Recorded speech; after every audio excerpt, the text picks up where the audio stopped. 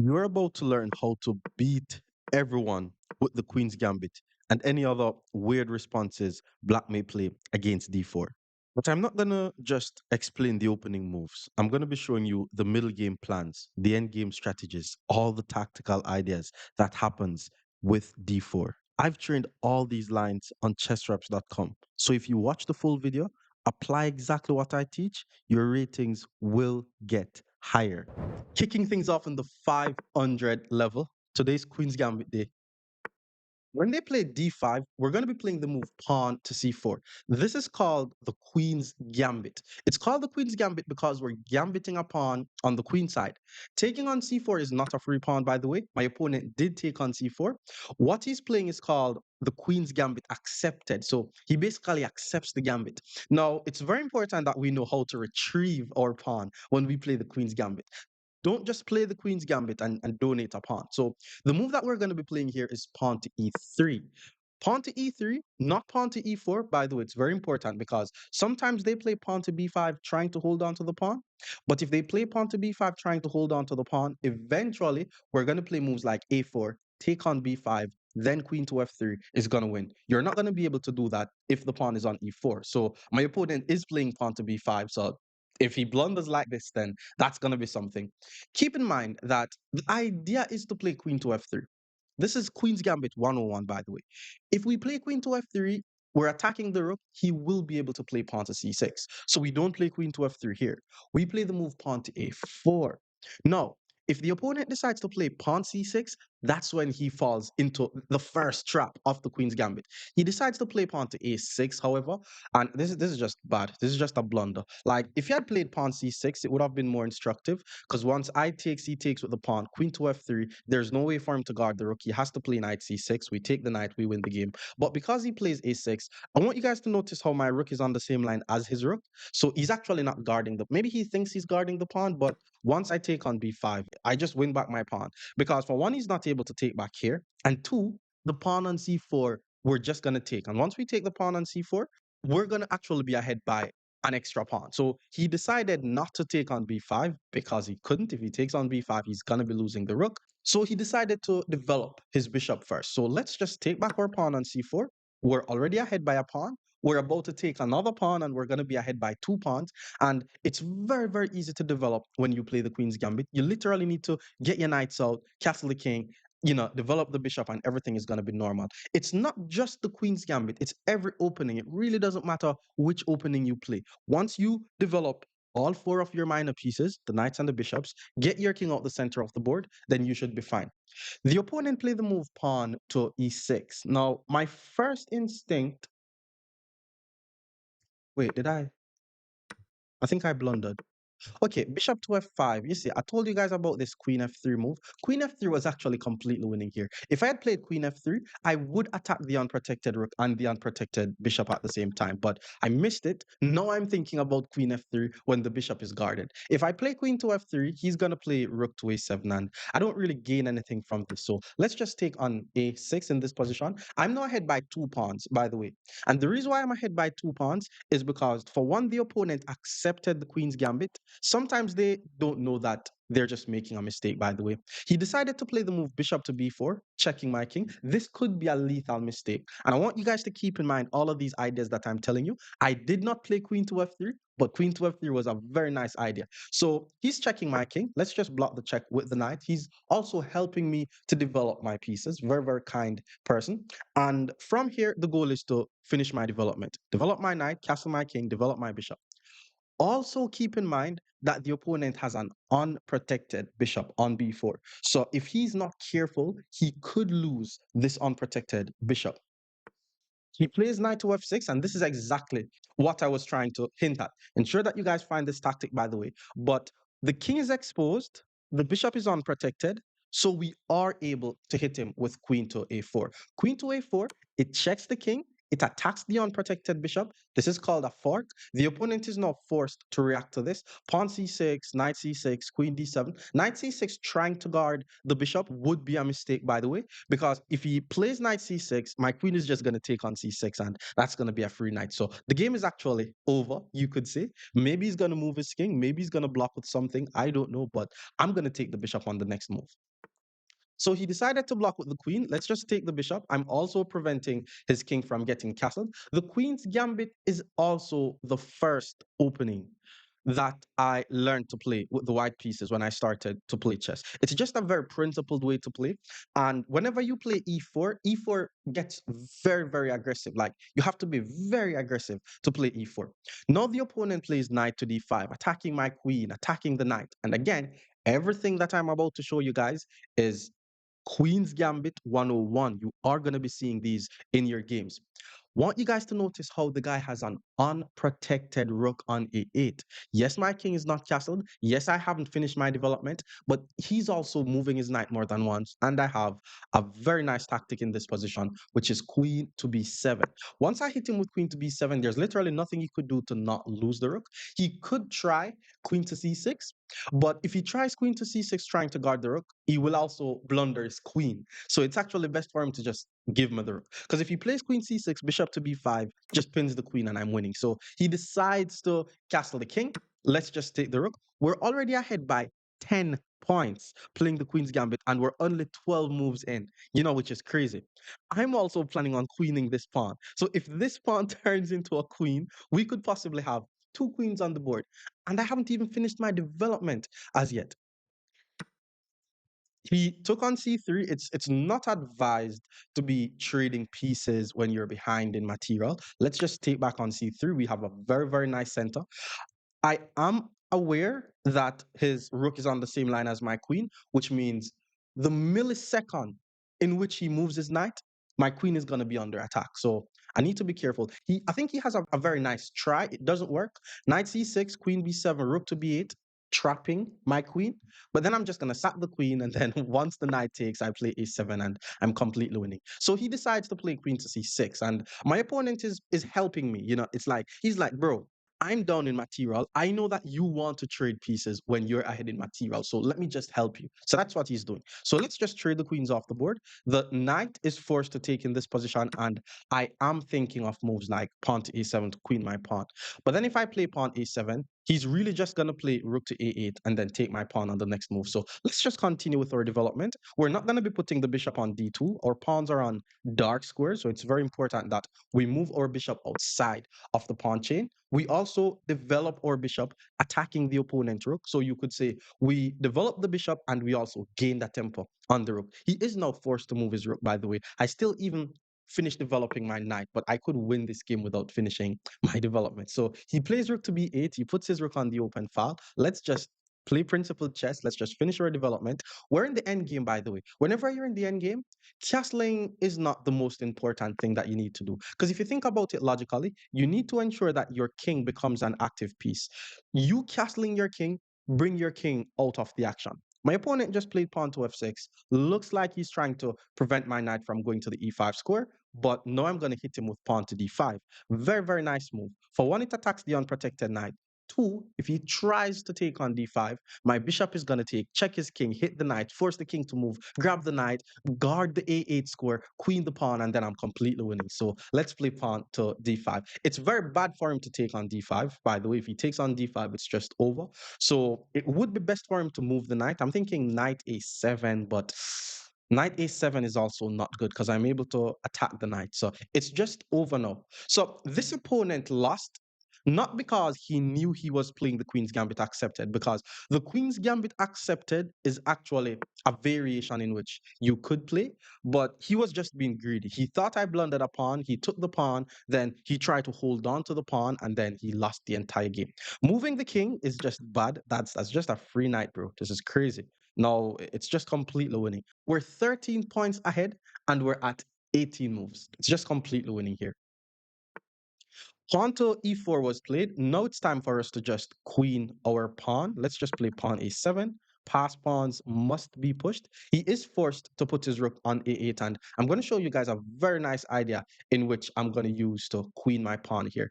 And before I do these videos, I ensure that I learn everything on Chess Reps. You can also get chessreps.com. Bishop to, do I play bishop to e7? No, I'm actually going to play bishop to c5, guarding the pawn, because I'm assuming he's going to play rook to a8. That's the move that he needs to play to prevent me from queening. And then once he plays rook to a8, I'm going to, well, he didn't play rook to a8. The plan with rook to a8 was to play bishop a6 to b7 and win, but because he didn't play rook to a8, I'm just going to queen my pawn, and now it's just over. If he takes my queen, then I'm going to take back, and that's a checkmate. If he doesn't take the queen, then it's also mate. So he takes, let's take, the bishop has to block, and once he blocks with the bishop, that's just going to be a checkmate. He blocks with the bishop, but that's just a checkmate. More Queen's Gambit against 600 rated players. Stick around. Our opponent is now 600. We're still going to be playing the Queen's Gambit. We're going to be playing Queen's Pawn game. One, pawn d4. There's a lot of ways in which they could respond to this. He plays d5. Now we play pawn c4. This is called the Queen's Gambit. If they accept the Gambit, it's not usually good. My opponent decided to decline the Gambit. Now I'm able to show you guys how to play against the Queen's Gambit declined. After this e6 move, we're going to be developing our knight. We're applying some pressure to his pawn on d5. And then after knight to f6, it's going to be very, very easy development after this. First thing we do is we take the pawn on d5. And yes, we're allowing the pawn to recapture on d5. Yes, we're allowing his bishop to get, a little better diagonal. But development for our pieces are just going to be very, very easy once he takes back the pawn. Oh, he took with the knight. The guy took with the knight. So I guess he didn't want to help his bishop, and he's also trying to move the same piece more than once in the opening. With that being said, let's not take on d5 because we know to take is a mistake. Let's play the move pawn to e4. Now we have very good control over the center, and we're forcing him to move the knight again. So he's going to be moving his knight 1, 2, 3 times just to take our knight that has only moved once. So he took the knight. Let's simply take back from here. And from here, the goal is to develop normally. Remember, what we're trying to do is develop all our minor pieces as quickly as possible. So knight f3 is coming, bishop d3 is coming, castling is coming, pawn to f6. Never play a move like pawn to f6. What is this guy doing? If you play pawn to f6, it opens this diagonal pointing towards the king. It's better to at least move your minor pieces. These are the pieces that you should be focusing on. But let's just develop. The thing is, we have no way to punish the opponent for this, so we have to just keep developing our pieces. Bishop to d6, let's keep developing. Now we're going to play the move bishop to d3. I am pointing this bishop towards the opponent's king. It looks like nothing is happening because of the x-ray, but it is pointing towards the king. Now the opponent castles. Let's castle our king as well. And now it's time to start our attack. I could play moves like rook to b1. I also want you guys to keep in mind that my bishop is already active once it's on c1. The only reason why I could possibly move my bishop is to connect my rooks. Knight to d7 was played. Not a bad move because I was threatening to play pawn to e5. But let's play the move queen to e2 here. Let's play queen to e2. I still want to play pawn to e5. And I have one piece that needs development. He has one piece that needs development. I may just put the bishop on d2 if I really want to connect my rooks. Queen to e8. Maybe he's trying to get his queen on h5. Maybe he wants to threaten some checkmating threats on h2. I mean, my knight is guarding it, but we're going to start our attack. Let's play pawn e5. He's covering the e5 square 1, 2, 3 times, but we're also covering the e5 square 1, 2, 3 times. So e5 is a good pawn break to make. So after he takes on e5, we take back on e5. His bishop is under attack, but then he took on e5. This guy does not know how to count because I have two pieces guarding. Now you only have one. So now I'm just going to take a knight for free. And then after your bishop takes, I'm going to take on e5. And just like that, 14 moves into the queen's gambit. We're ahead by a piece. Now he plays bishop to c5. He did not decide to capture the knight. Now I want you guys to notice how I have so many pieces pointing towards this king. And remember, we speak about when it comes to attacking the opponent's king, attack the pawns and the squares around the opponent's king. That's where queen to e4 comes in. I'm threatening to just take on h7, and that's going to be a checkmate on the next move. But I played bishop to d7. This is called a battery, by the way. Like, you guys need to know these. That's just a checkmate. But more Queen's Gambit against 700 players. Stick around. Our opponent is now 700. We're going to be playing Queen's Gambit this video, or just to see what they play against d4. Now, I'm seeing mostly d5, and I want to show you guys how to properly play the Queen's Gambit. My opponent is declining the Queen's Gambit. Whenever they play this move, just go knight to c3, apply some more pressure to the pawn, and then after knight f6, the way how I like to do this after knight f6 is to take the pawn on d5 first. Once they take back, you develop the bishop, pinning the opponent's knight. The goal from here is still to just develop our pieces and to develop our pieces as quickly as possible. We develop the two queenside pieces first. From here, we're going to be developing the kingside pieces. Then we're going to be castling our king. Very, very simple. Knight to d7 was played, and this is actually not a free pawn, by the way, guys. Like, if I take this pawn, the knight is actually able to take, and then once I take the queen, bishop b4, and I'm losing my queen. This is actually called the elephant gambit. But let's play e3 or the elephant trap. Something about an elephant. Then he guards the pawn. Now we just continue with our development. And if you develop your knight before you develop your bishop, that's also fine.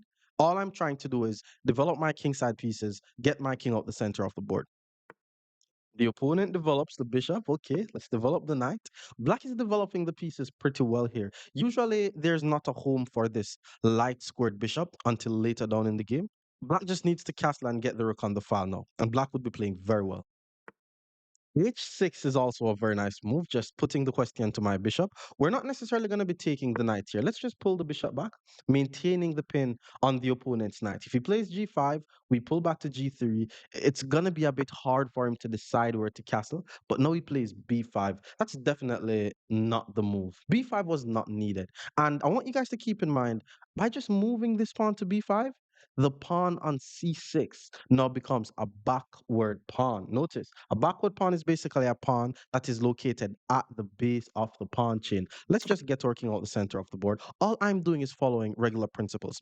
And exactly how I'm developing my pieces here, this is how you guys could develop your pieces in the Queen's Gambit. Now, all my minor pieces are now developed. After you develop all your minor pieces, you've heard me say this a lot, you now develop your major pieces. Start thinking about what to do with your major pieces. This C file, you're going to be putting a rook there a lot, especially since he now has this backward pawn on the C file. Let's just go rook to C1. And remember, being a D4 player, you have to be more positional and more strategic than E4 players because you're not going to be doing all throw pieces at their king and those things. You have to be able to identify the weakness in the opponent's position. Remember what we said about weaknesses. A weakness is a pawn or a square that cannot be guarded by another pawn. So the c6 pawn cannot be guarded by a pawn. That's a weakness. The c5 square cannot be guarded by a pawn. That's also a weakness. To e8, that's a good move, putting the rook on the open file. Now, I don't necessarily want to play a move like rook to e1 because e4 I'm not gonna play. Usually you want to ensure that you look on where the different pawn breaks are. But if we break with e4, takes, I mean it hits the bishop, we take here, but we are gonna get this isolated pawn. What I want to do is target this weak backward pawn. So the idea from here is just to move the knight out of the way.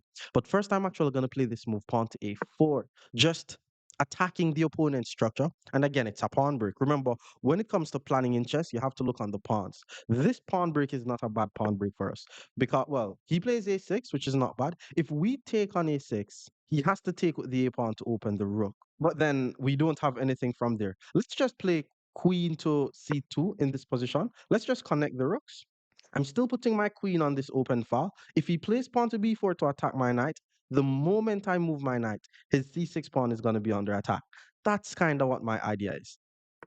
So he did play this b4 move. He didn't need to play a6 then play b4. He could have just played b4 in one move. Now I'm going to be moving my knight out the way. What I'm about to do is called a maneuver. It's very important that you know exactly where you're going to be putting the knight before you move the knight. For example, I wouldn't mind if my knight was on this b3 square, so that way I'm able to jump into this weakness on c5 in the future.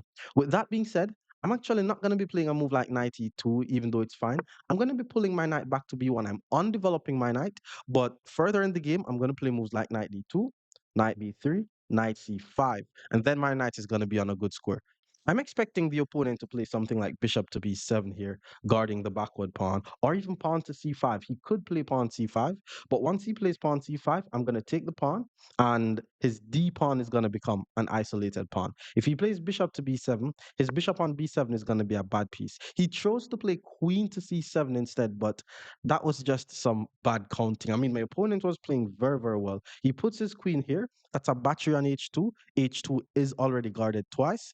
I'm attacking c6 twice. He's only guarding c6 once. So once we take on c6, that's just a free pawn. And I'm threatening to take his queen. So he has to take back.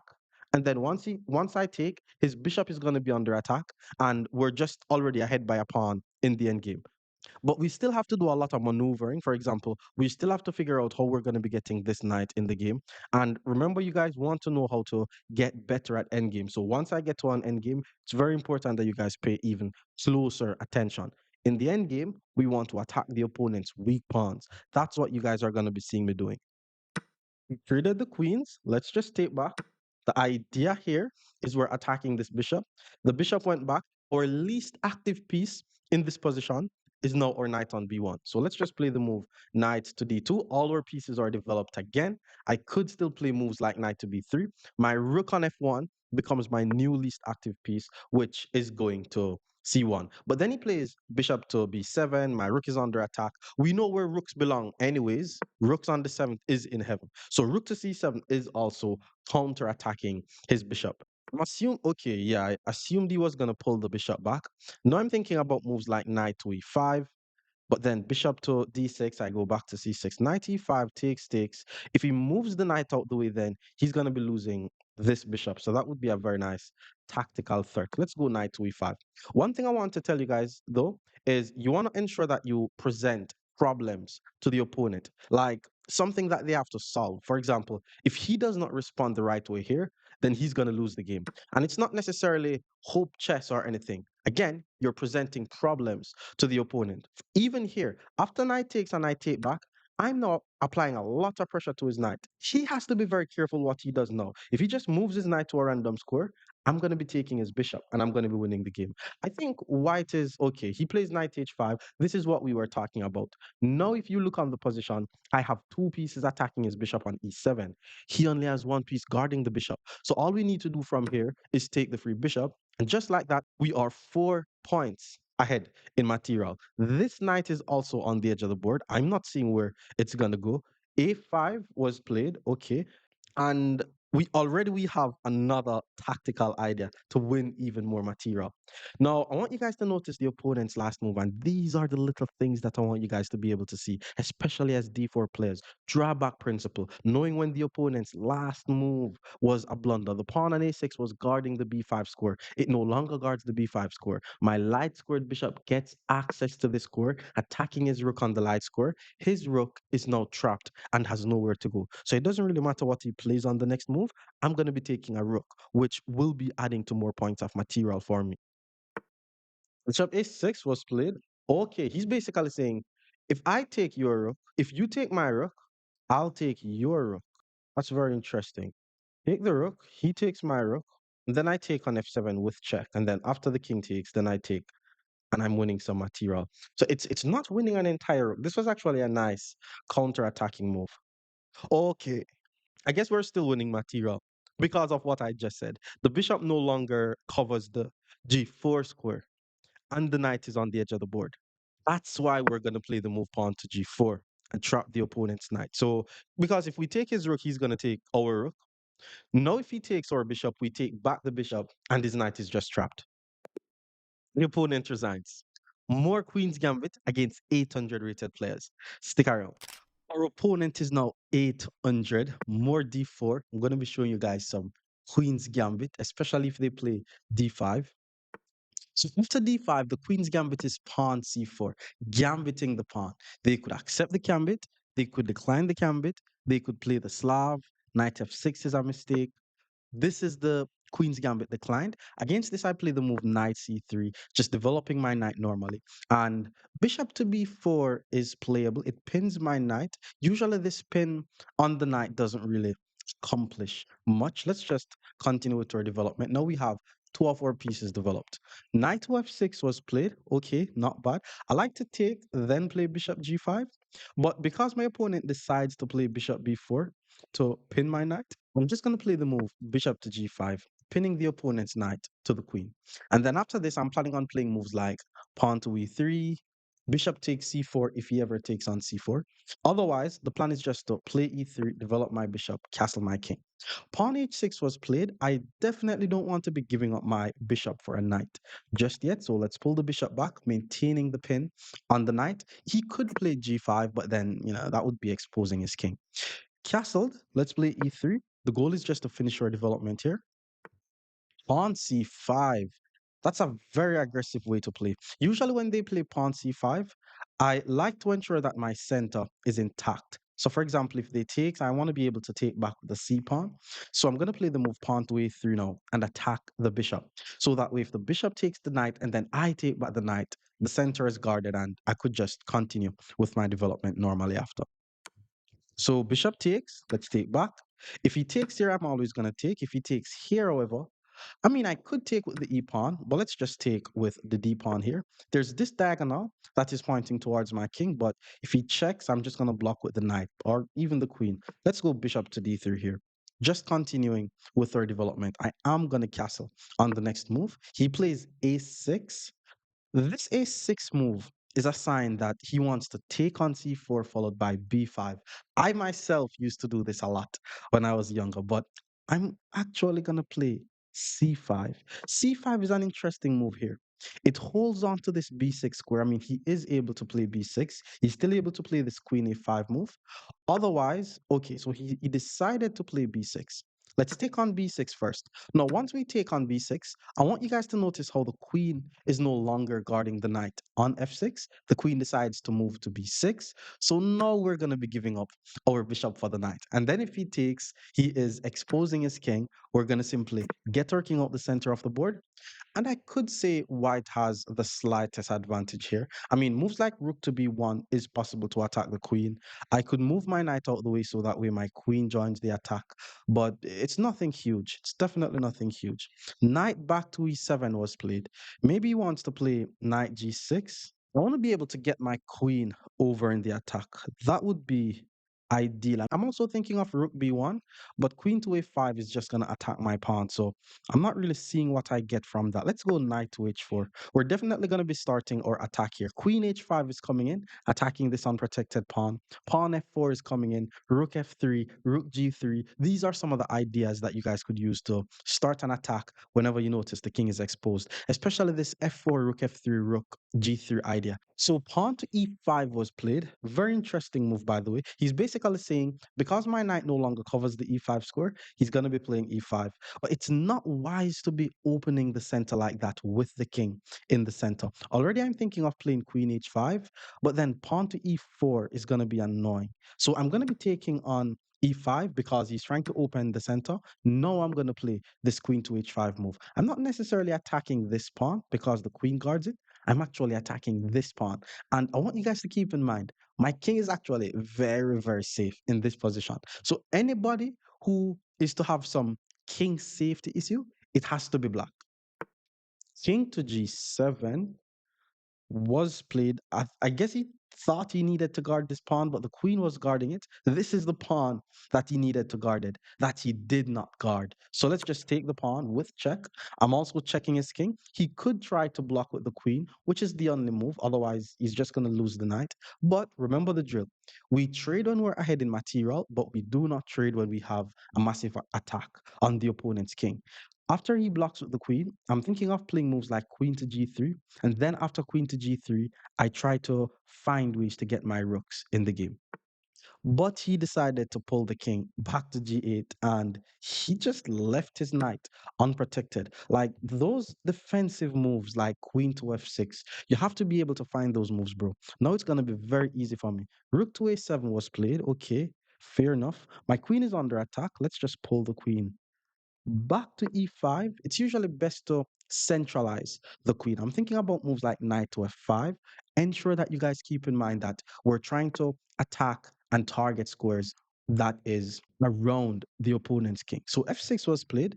He's attacking my queen. If I check, the rook will block and I gain absolutely nothing. I could take this pawn for free. I could also play queen to f4. But let's take this pawn for free. I mean, it's a free pawn. I'm checking his king. I'm ahead by 5 entire points, by the way. He decides to block with the bishop. Okay, that's fine. I need to move my queen somewhere. I mean, let's go queen h5. Let's attack this pawn on h6. It's unprotected. My bishop is unprotected, but there's nothing attacking it. My rook still needs to join the game. I'm basically playing this game without using my rooks, but eventually I'll get my rooks in the game and I'll be fine. So rook to g7 was played. That is a free pawn. Knight to g6 I really like. I'm actually going to play the move knight g6 before I take the pawn. One thing I need to keep in mind that he is targeting this pawn that is in front of my king. So he's already thinking about moves like queen c6, queen b7, and then trying to checkmate here. I mean, my knight is guarding it, but let's go knight g6. I'm attacking the rook. Okay, I don't know why he played bishop g4. Maybe he thought his rook was still guarding the g4 square, but that's just a free bishop. That's crazy. Like, can I check on c4 though? Like, yeah, let's check on c4. That's a better move. Actually, no, because then the yes, let's check on c4. If the king goes to h7, we take an entire free rook. And then if the king goes back, that's mate. So now he has to block the check with his rook. And then we're going to be able to take the bishop for free. Oh, he blocks with the bishop. The queen covers the square. Silly, silly, silly, silly me. The queen covers the square. Okay, we could take the rook. If we take the rook, he's going to take our bishop. We could take the bishop, then take the rook. That's also winning. But before we do all of that, let's play rook to b1. That was, I don't know. I thought the bishop couldn't have blocked. You guys see the types of mistakes that I'm making? It's crazy.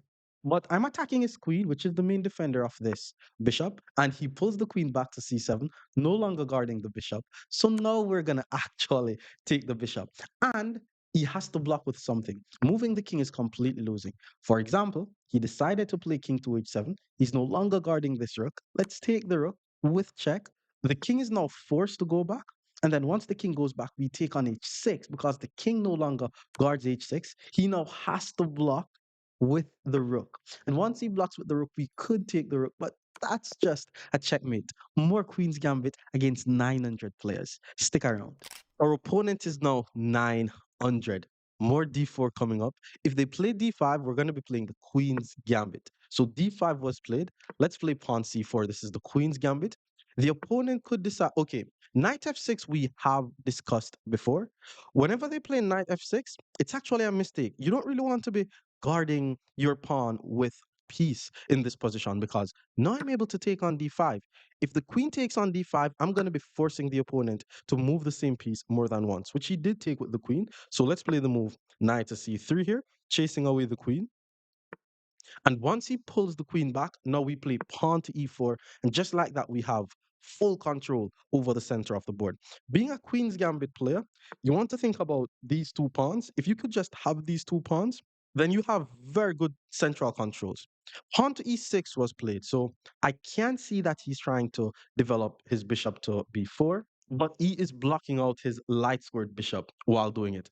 Let's go the move knight to f3. All we're doing is developing our pieces, by the way. My plan from here is to play moves like bishop to d3, get my king out the center of the board, develop the last minor piece. And then once we manage to develop all our minor pieces, we're going to be starting to developing our major pieces. Bishop to e7 was played. Let's go bishop to d3 here. I'm basically pointing my bishop towards where I think he's going to castle his king, especially since he developed both of his king side pieces. It's very unlikely that he's going to be castling his king on the king side. So he decides to play pawn to h6. So he notices that the bishop is pointing towards h7. He plays pawn h6. But the thing about this h6 move is it's also a hook. And the hook basically means using the opponent's pawn to open lines in their own position. So what I'm going to do here is I'm just going to continue to develop normally. I would love to put my queen on d2. Whenever you can battery on this h6 pawn, especially when the opponent castled their king, then it's going to be some very, very crazy position that is super hard to defend against. He plays knight to c6.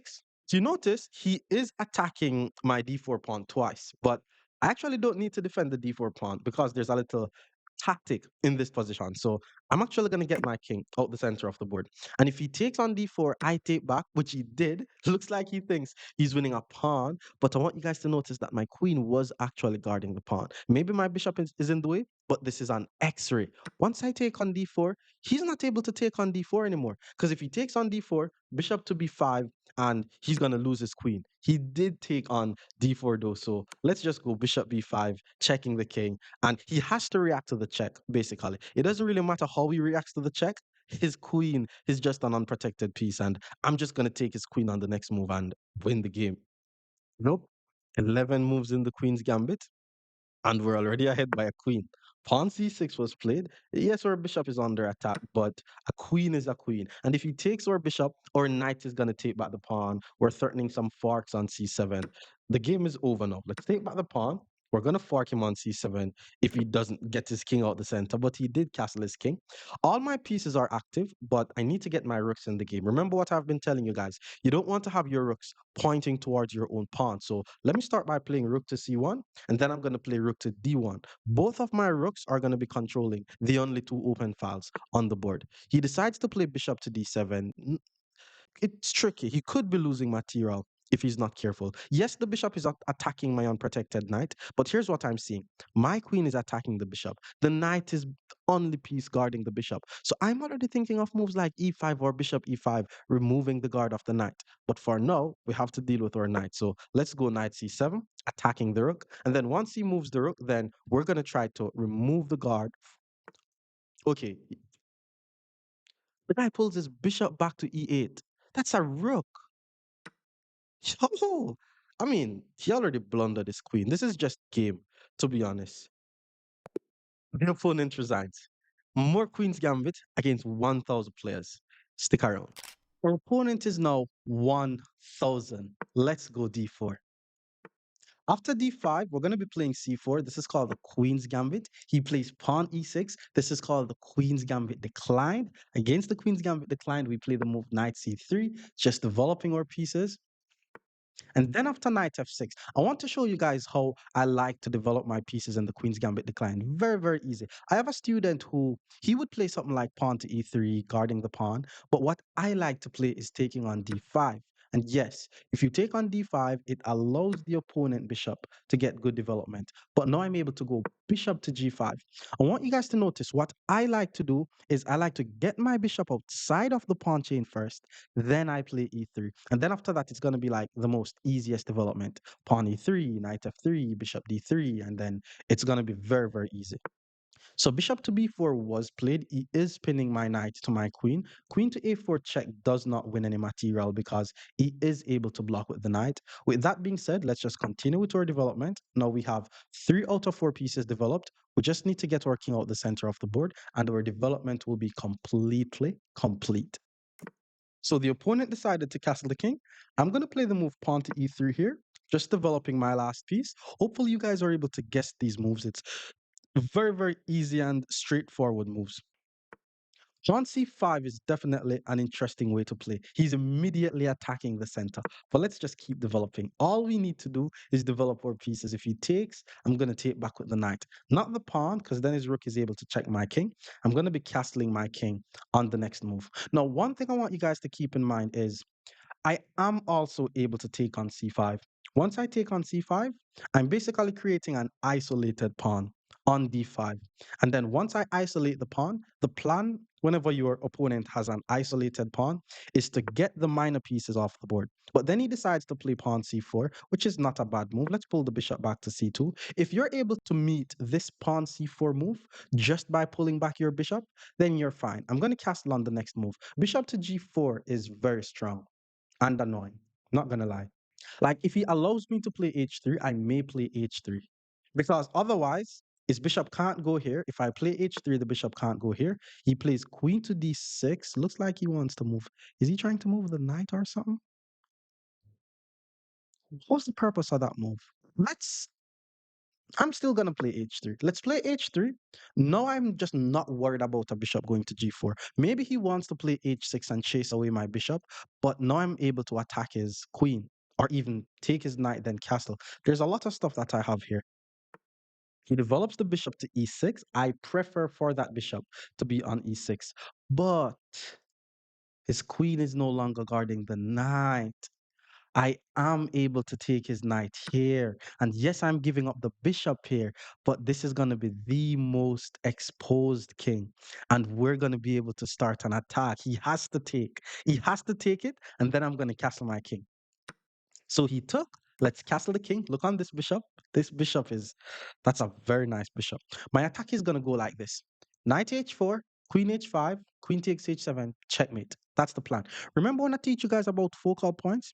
Focal points has a lot to do with attacking the pawns around the opponent's king, attacking the squares around the opponent's king. These squares are called focal points, especially since I have a bishop already pointing towards h7. Now my plan is to play knight h5, get my queen to point towards h7. Now, if he's smart, he needs to move his rook so that way he's able to pull his knight back to f8, because there's a very famous saying, there is no mate with a knight on f8.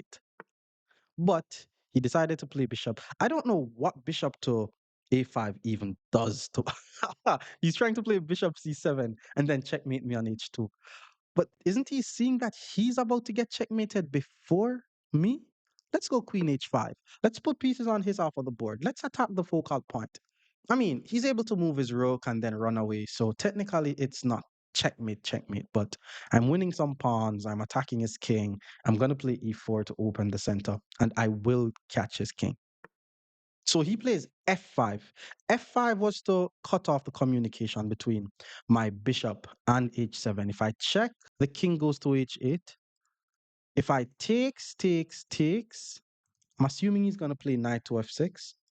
Guy's defending. He's defending. Take with the bishop, then take with the knight. Okay, what piece do I take with? Check. King. No, no, don't check. Take with the bishop.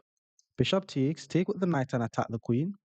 The queen goes to, let's say, f6.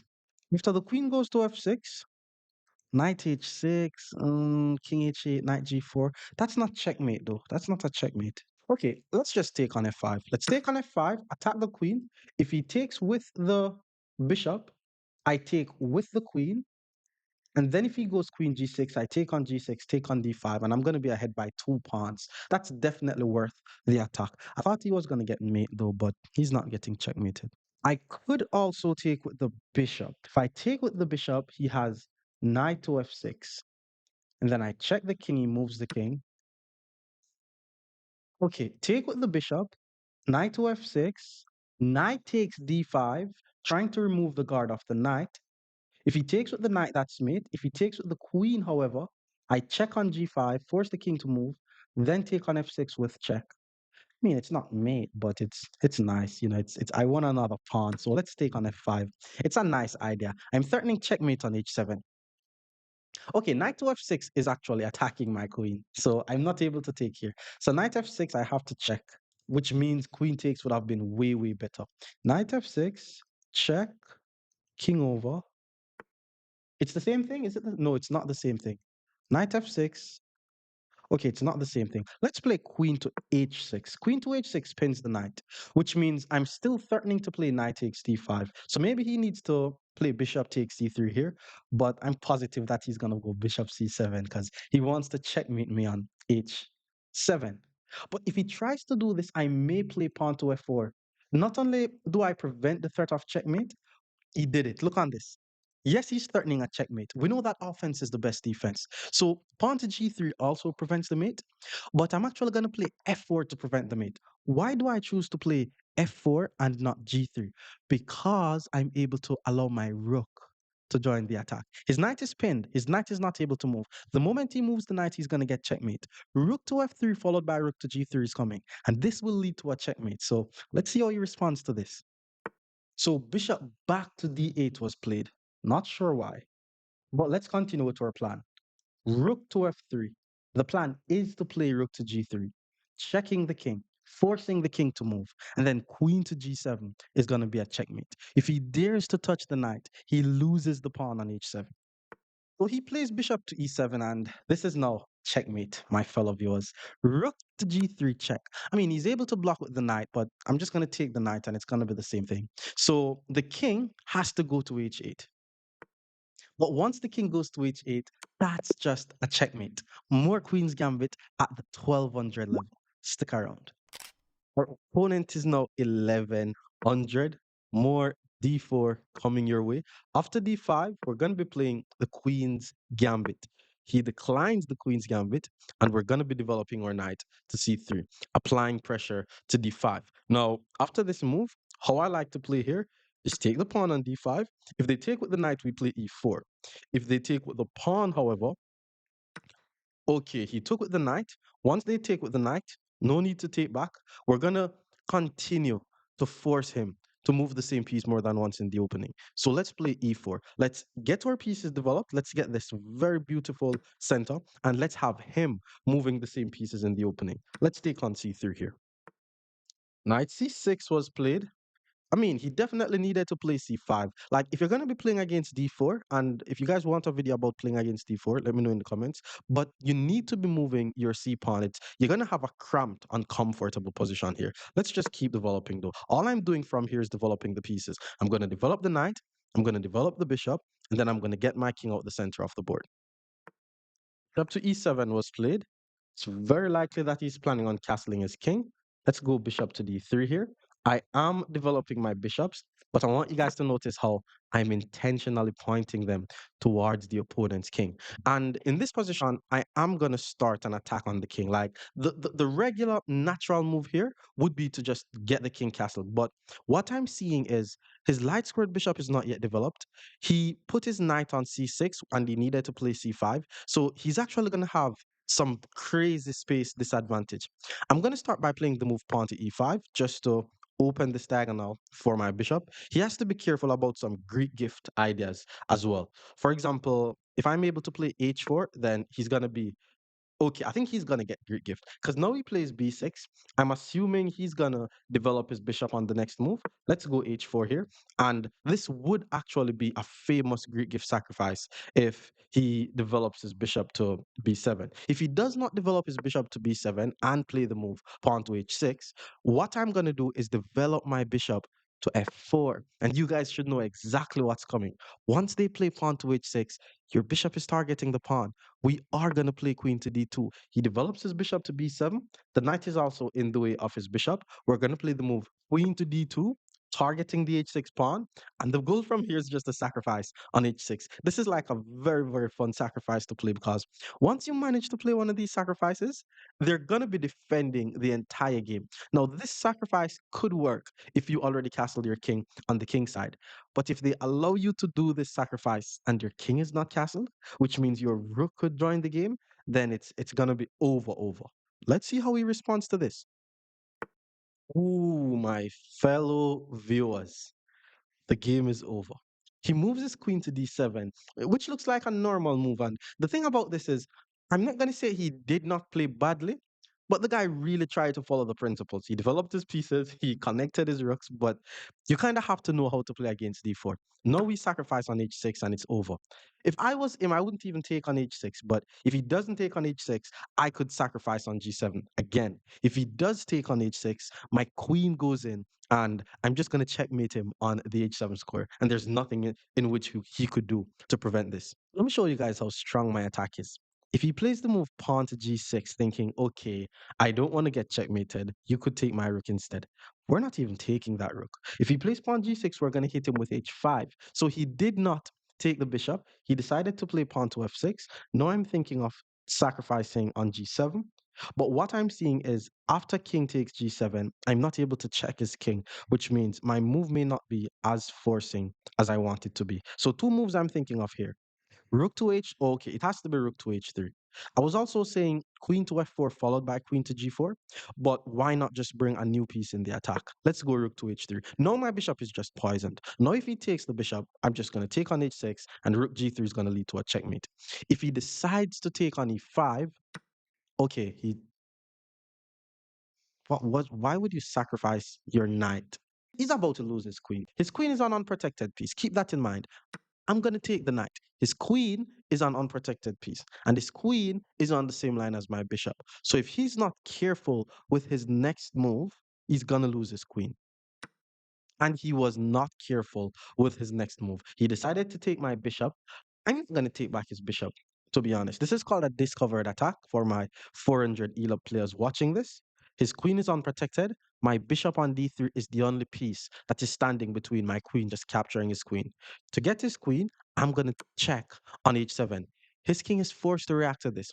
And the good thing about this is once his king takes and I take his queen, both of his bishops are going to be unprotected. So I could still win even more material here. So he took. Let's grab the queen. I'm attacking this bishop and I'm attacking this bishop. He attacks my queen. I mean, guy's just giving me another free bishop. I'm also threatening mate on g7. Maybe he thinks rook to d1 was a checkmate or something, but it's crazy. Like all these games as white are ending so quickly. It's crazy. He pulls the bishop back to h5. He didn't even see what's happening on g7. That's just a checkmate. More Queen's Gambit against 1200 rated players. Stick around. Our opponent is now 1200. Let me show you guys the Queen's Gambit. He plays knight to f6. This is the Indians game against d4. We're still going to be playing pawn to c4. This is how you play whenever you play d4. So he's basically playing the king's Indian defense, and we're going to be playing knight c3 with the whole idea of playing e4. Playing against the king's Indian defense, let's go pawn to e4. This is typically how you want to play against the king's Indian. There's a lot of different ways to do it, but I'm going to be playing the classical variation where all of you guys are going to be able to do it this way. It's going to be very regular development. I'm going to start by playing bishop to e2. If you start by playing knight to f3, that is also fine. If you play knight f3, then bishop e2, or bishop e2, then knight f3, it's a potato potato type of situation. From here, we're just going to be getting our king out the center of the board. My opponent plays rook to e8, which is in fact a slight inaccuracy when playing the king's Indian. Your rook actually want to stay on f8 so that way you're able to play f5. But let me just use the time to get my king out the center of the board. And if he plays pawn to e5, I'm just going to be responding with d5 and I'm fine. Knight c6 was played, and that also looks like an inaccurate move because now I'm able to play d5. Like this d5 move immediately attacks the knight. If the knight goes to e5, I'm able to take. And then once the pawn takes, his bishop is blocked in. So let's play pawn to d5. Now, another thing that I want you guys to keep in mind when playing d4 type of openings, usually your attack is going to be on the queen side, not always the king side. My opponent decided to play knight to a5, and already I'm thinking of playing b4.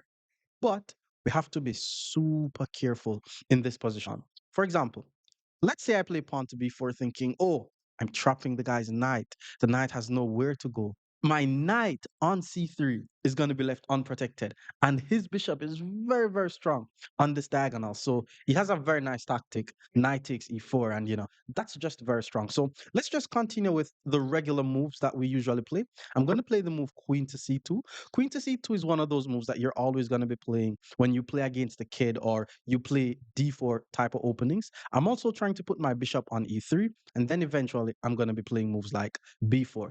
One more thing that you guys need to keep in mind, even though you want to put your bishop on e3, you may have to ensure that you're on the lookout for this knight g4 move. So I may play a move like h3 before bishop e3, or I could move this knight somewhere so that way if the knight goes to g4, my bishop guards the square.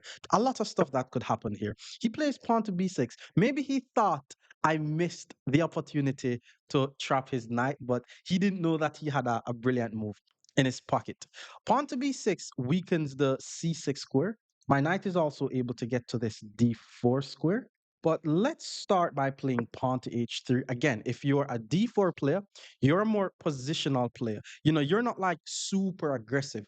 You're going to be punishing the opponent when you see that they create some slight weaknesses in their position, and then you're just going to slowly squeeze the game. For example, I'm not going to be attacking the guy's king. I'm trying to attack on the queen side and in general just put my pieces on good squares. Now pawn e6 was played, definitely not a bad move. If I takes, I'm helping the bishop, and if he takes, he's opening the file for his rook. But let's just continue with our development, bishop to e3. I want you guys to notice how all my minor pieces are now developed. I do not have any bad pieces. My rooks are connected. This is how you know when your pieces are on good squares or your development is complete. Your king and your rooks should be the only pieces on the background. It doesn't really matter which opening that you're playing, by the way. Your king and your rooks should be the only pieces left on the background.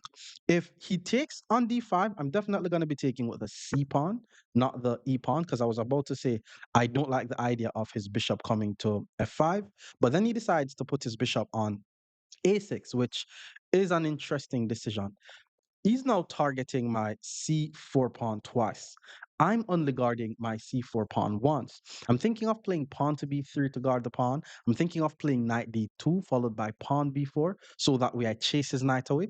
This move, knight to d2, is actually a bit better because, believe it or not, I could be threatening to really win a piece in this position. So he has to be careful. Now, don't get me wrong, this guy has been playing very well so far. He took no, because his bishop is on a6, I'm not going to be taking with the c pawn anymore. I'm going to be taking with the e pawn. And then once I take with the e pawn, I'm also not afraid of any bishop to f5 because his bishop is now on a6. A very interesting move by him would actually be bishop back to c8. Like if he pulls his bishop back to c8 with the idea of putting the bishop on f5 to attack my queen, then that would make a lot of sense. I'm not sure what move he's going to play here, but I am threatening to simply win a piece. She decides to pull the knight back. Not bad. Or is it? Are we winning a piece in this position? That's called an unprotected bishop. Okay. And what if I play the move queen to a4 and attack said unprotected bishop?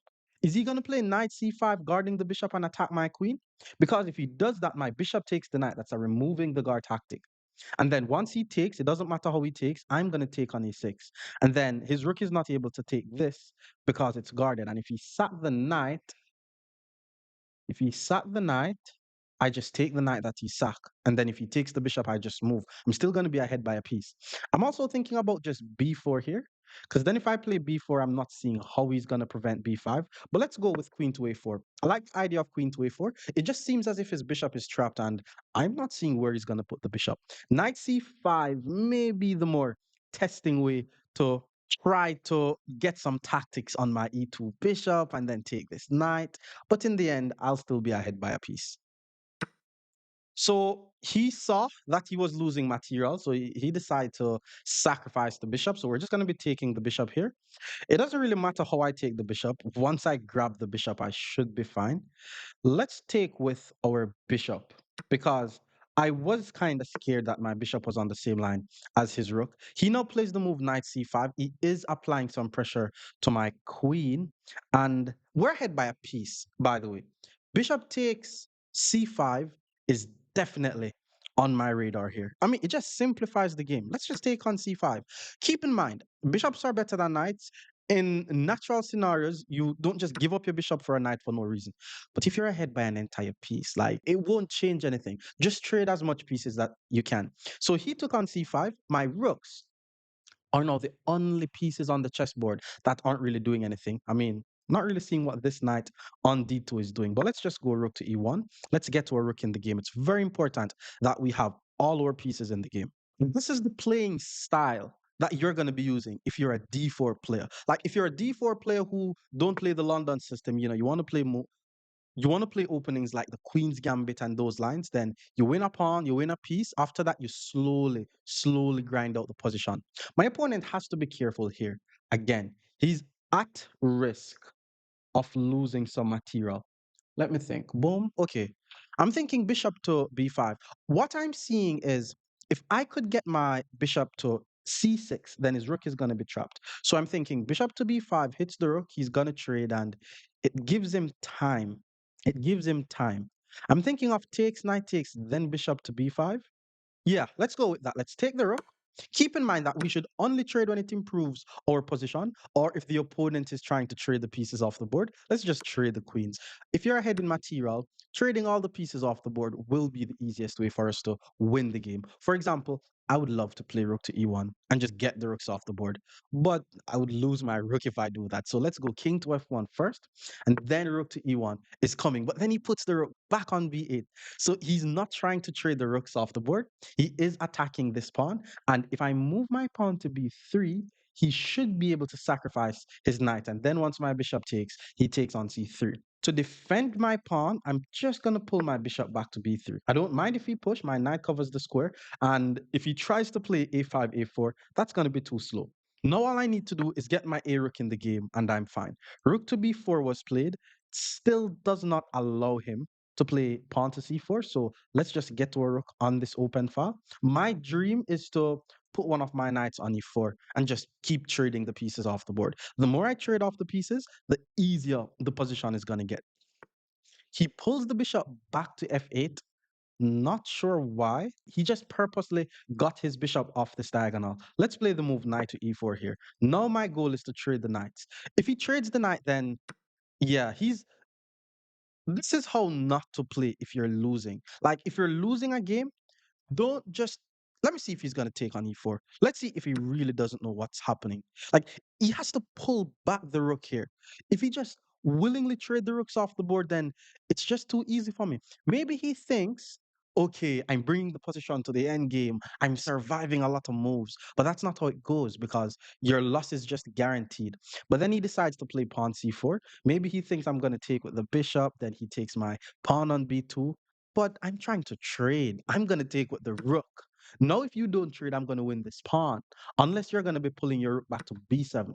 But I was actually expecting him to trade. This is not how to play chess if you're playing with the black pieces. I mean, he played the opening not so badly, but the moment he started to lose, he just started trading all the pieces off the board. Don't be trading off the pieces like this. We're now in the end game. We know what to do in the end game. In the end game, you attack pawns. And I'm going to be putting a lot of emphasis on this because every time I post a video, a lot of persons are always commenting, do an end game video. I try to ensure that I cover the end game if I get to an end game. So for the persons who's going to be commenting that, feel free to leave a comment because I like the comments. Just attack the opponent's pawns in the end game. Get your king active in the end game. That's how you play the end game. Pawn a5, that's a free pawn. There's really no way for him to guard the pawn. So we're actually not in any rush to take the pawn. I'm actually going to play the move pawn to a4 here. Why am I playing pawn to a4? I'm going to use my a pawn and I'm going to turn that into a queen. Okay, I only have 50 seconds on the clock, so I have to be a bit fast. So let's go b4. Once he takes, I'm just going to turn this into a queen and win the game. His pawn is not going anywhere because my bishop is guarding it. So let's just keep pushing here.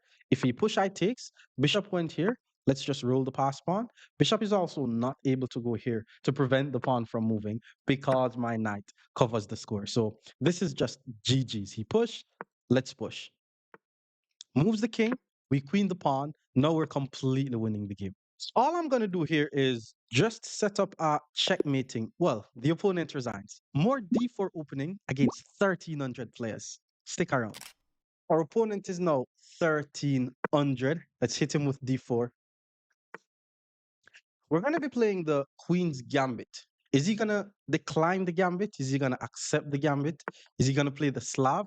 Knight f6 is a slight mistake. The reason why this is a mistake is because I'm able to take the pawn on d5. If he takes with the knight, I chase away the knight. If he takes with the queen, I develop and chase away the queen. So let's take on d5 here. He took with the queen, we develop the knight, gain a tempo on the queen. Queen is now forced to move out the way. Okay, he puts the queen on c6. That's a very risky square for the queen. I'm not gonna lie, because the queen and the king is on the same diagonal. If I could get my bishop to b5, that would be a nice pin. But hey, I was planning on playing e4, but if I play e4, he has two pieces on the square. His knight will not be able to take on e4 because of this pin. So I am still gonna play the move pawn to e4. And then after pawn to e4, he needs to play the move pawn to a6.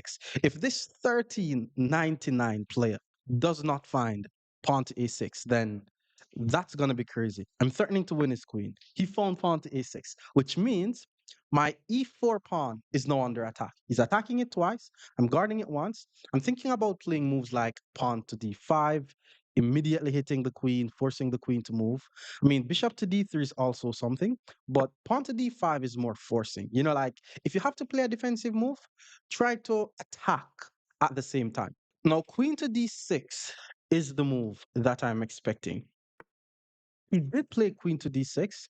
Now, what I'm seeing is If I'm able to put a pawn on e5, that would be a fork, but his queen guards the square.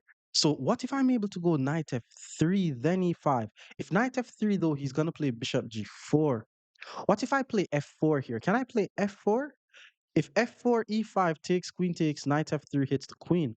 If f4, I'm threatening e5, and I'm just going to play e5 on the next move. Let's hit him with f4. A downside of what I'm doing, by the way, is I'm neglecting the development of my minor pieces. So me playing these a lot of pawn moves, I need to ensure that I finish my development. But I'm very principled. I know when to break principles. Remember, break principles when your opponent break principles. He plays e5. We expected this move. We take on e5, hit the queen, and then once the queen move, and this is why you do not develop your queen early. Now once he moves the queen, I play the move knight to f3, develop my knight, and I gain time on his queen. Now he's forced to move the queen away. I'm thinking queen e7. I'm not gonna lie, queen e7 is not too bad because he applies some pressure to my e4 pawn, but queen e7, I could play e5 and I could go bishop to d3. Like I think I'm winning here. I wouldn't use the word winning, but I think I'm better.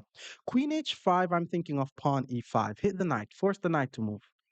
But if I play that move, then he's able to go knight g4, and there's a lot of pressure that will be applied here. I'm thinking bishop f4, applying pressure to c7, but then he has bishop to d6. What I will do is I will play the move bishop to e2, putting my bishop on the same diagonal as the queen. And we know what happens when you put your bishops on the same diagonal as someone's queen, or the rook on the same file as someone's queen. A lot of nasty discovered attacks could happen. So moving the queen could be a move, but I think the actual move is bishop to g4. If bishop to g4, I may castle followed by h3 or play immediate h3. Let's see. If he plays bishop g4, I may also be able to play the move e5. No, because if e5 takes, queen takes, and I'm down by a pawn. So he decided to pin my knight, my fellow viewers. The bishop is an unprotected piece. The king is in the center of the board. What move do we play? We hit him with queen to a4 check, a move that you should always be looking out for once you play the queen's gambit. Check the king, hit the bishop. Even if he tries to block with the knight guarding the bishop, I'm going to take the knight. It's over. I'm just going to take the bishop on the next move. With that being said, like I have a student, I know exactly how he would have thought about the position after bishop b4. After this bishop b4 move, he would have been, okay, my bishop is under attack. He's attacking this pawn. How do I guard it? Maybe I need to play queen d3. Please do not be too reactive. My opponent resigns. More Queen's Gambit against 1400 players. Do stick around. Our opponent is now 1400. Let's play pawn to d4. Queen's Gambit action, unless they play something like the King's Indian Defense or the Nimza Indian Defense or the England Gambit. I mean, if they play the England Gambit, it's just a free point. So d5 was played. We're going to be playing pawn c4. This is the Queen's Gambit. If he accepts the Gambit, I play e3. If he declines the Gambit, I play knight c3. Why is everybody playing knight f6? I genuinely didn't know that everybody plays this knight f6 move. Don't be protecting your pawns with the pieces. Your pawns has to be protecting each other. You have to play e6 or c6 there. Because now I'm just going to take on d5. Once I take on d5, if he takes with the knight, e4, that's tempo. If he takes with the queen, knight e3, that's tempo. You don't want to be giving the opponents tempo so early on in the game. Let's just play pawn e4, hit the knight. Now I'm forcing the opponent knight to move again. And not only that, I have very nice control over the center of the board. Where is he going to put the knight? Back to b6, I'm assuming. So he puts the knight on b6. Let's play the move knight to c3, just developing our knight, guarding the pawn. Usually black players needs to apply a lot of pressure to the d4 pawn. Like I wouldn't be surprised if he plays pawn c5, especially since he plays knight to d7, pawn to c5, or pawn to e5. These are both possible moves that I'm expecting. But he is blocking out his bishop, so let's just develop normally, like nothing is happening. I'm also guarding the e5 square twice. He's only guarding it once, which means c5 would be the only move that makes some sense. If he plays c5, I could take the knight and then take the queen. He still decides to play e5. Two things. Either he doesn't know how to count, or e5 is just a very nice move to win back the pawn. But let's see. Hey, we know the drill. At the end of the day, a pawn is a pawn. So we're going to take the pawn. We understand principles to the point where we're going to take the pawn and then we're going to defend the pawn. We're not going to be giving him back the pawn. So the move that I'm expecting here is queen e7, trying to regain the pawn. But then he plays bishop to c5. What is this guy doing? Okay, what if I hit him with bishop g5? He has to play f6, takes, knight takes. I could trade the queens, hit him with e5, and then after h6, I take the knight, and he takes my bishop. I take on g7, hit the rook. And then once the rook move, I take on g5, and if the rook takes knight e6, nah, the bishop is there. Seems like the best move though. Let's develop our bishop and attack the queen. It's a tempo. If you can play a development move and attack something at the same time, we're definitely going to be going for it. I think pulling the bishop back to e7 makes the most sense for him. Pawn to f6, yeah, he did play pawn to f6, but I'm not afraid of f6 because now I'm just going to take. And if knight takes, I'm just going to trade the queens off the board. Now, I'm ahead by a pawn, by the way, so we are happy to trade pieces. And once I takes, his king is forced to take, and now he's not going to be able to get castled. I'm thinking of just castling and checking his king, but I really like the idea of playing pawn to e5 because it applies pressure to the pin piece. Apply pressure to the pin piece, hit the bishop, take the knight, take the bishop, take on g5, threaten a fork, or take on g7, hit the rook, rook move takes. Let's play e5. Let's apply pressure to the pin piece first. h6 is usually the best way to get out of this, but I'm also seeing something else where pull the bishop back, g5, sack the knight. And if takes, I takes, and then I'm still going to be winning the night. I'm also thinking of just castling with check, but I'm not ready to castle with check. I'm trying to win some material. He has to play. Oh, oh my lord, he's trying to be fancy. He thought he was fancy. Oh, I don't need to play h6. You're not able to take my knight because I'm pinning your king. But what if I castle my king and check your king at the same time? Your knight is not able to move. Your knight is pinned. Your king is now in check, and I'm applying pressure to your knight, bro. So you're now about to lose a knight. So he played king to e7. Now, if I takes, he takes, I'm ahead by a pawn. But we want more. I'm going to hit him with knight e4, applying even more pressure to the pinned bishop and no, applying more pressure to the pinned knight and attacking his bishop. I can also takes. No, I can't do that. Let's go knight e4. Bishop is unprotected and under attack. Now I'm threatening the knight one, two, three times. He's only guarding the knight twice. And remember something whenever you're pinning someone's pieces. If you're pinning the opponent's piece, don't just my oh, I was so surprised. I thought I messed up because I thought I can't take the knight because he's going to take my knight. But then I forgot that I was attacking his bishop. So I'm going to take the bishop. I'm still ahead by a piece, but his knight is able to move. But my opponent resigns. More d4 against 1,500 players. Stick around. Our opponent is now 1,500. Let's play d4. So d5, we play c4. This is called the Queen's Gambit. Very strong idea. If they take, it's the Queen's Gambit accepted. If they play e6, it's the Queen's Gambit declined. If they play c6, it's the Slav. If they play e5, it's the Albin counter gambit. If they play knight f6, it's the Marshall defense, which is bad because once they play knight to f6, what we're going to be doing here, and the reason why this is bad is it's best to guard the center of the board with pawns. So once I take on d5 here, if he takes with the knight, I hit him with e4, I get a tempo on the knight, and I have a very nice center. If he had taken with the queen, knight c3 would have done the same thing. So knight takes, now we play e4. That's a very nice center. And then from here, it's just development move. He puts the knight back on f6. I hope you guys could see how this guy's wasting time.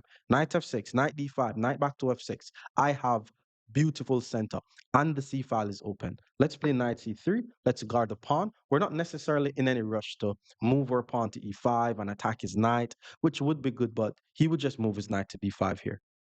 Knight c6 was played. My pawn on d4 is now under attack twice.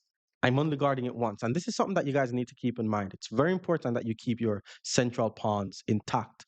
This is now a good time to play pawn to d5 because now once I play pawn to d5, if he puts his knight on e5, I'm able to chase it away. If I play pawn e5 and he puts his knight on d5, I can't chase it away. So hit him with pawn to d5, and that's a very nice move. Knight to b5 loses the knight to tactic. Knight to e5, I hit him with f4.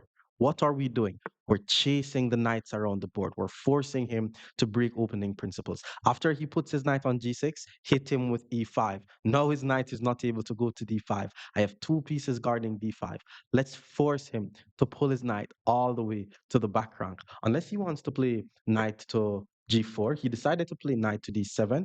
I'm thinking of playing e6 takes takes. The knight has to move, and I am not necessarily seeing what I get there. So it's not time to rush. We're going to squeeze him. That's what we're going to be doing. If you want to be a good d4 player, you have to know how to squeeze your opponent.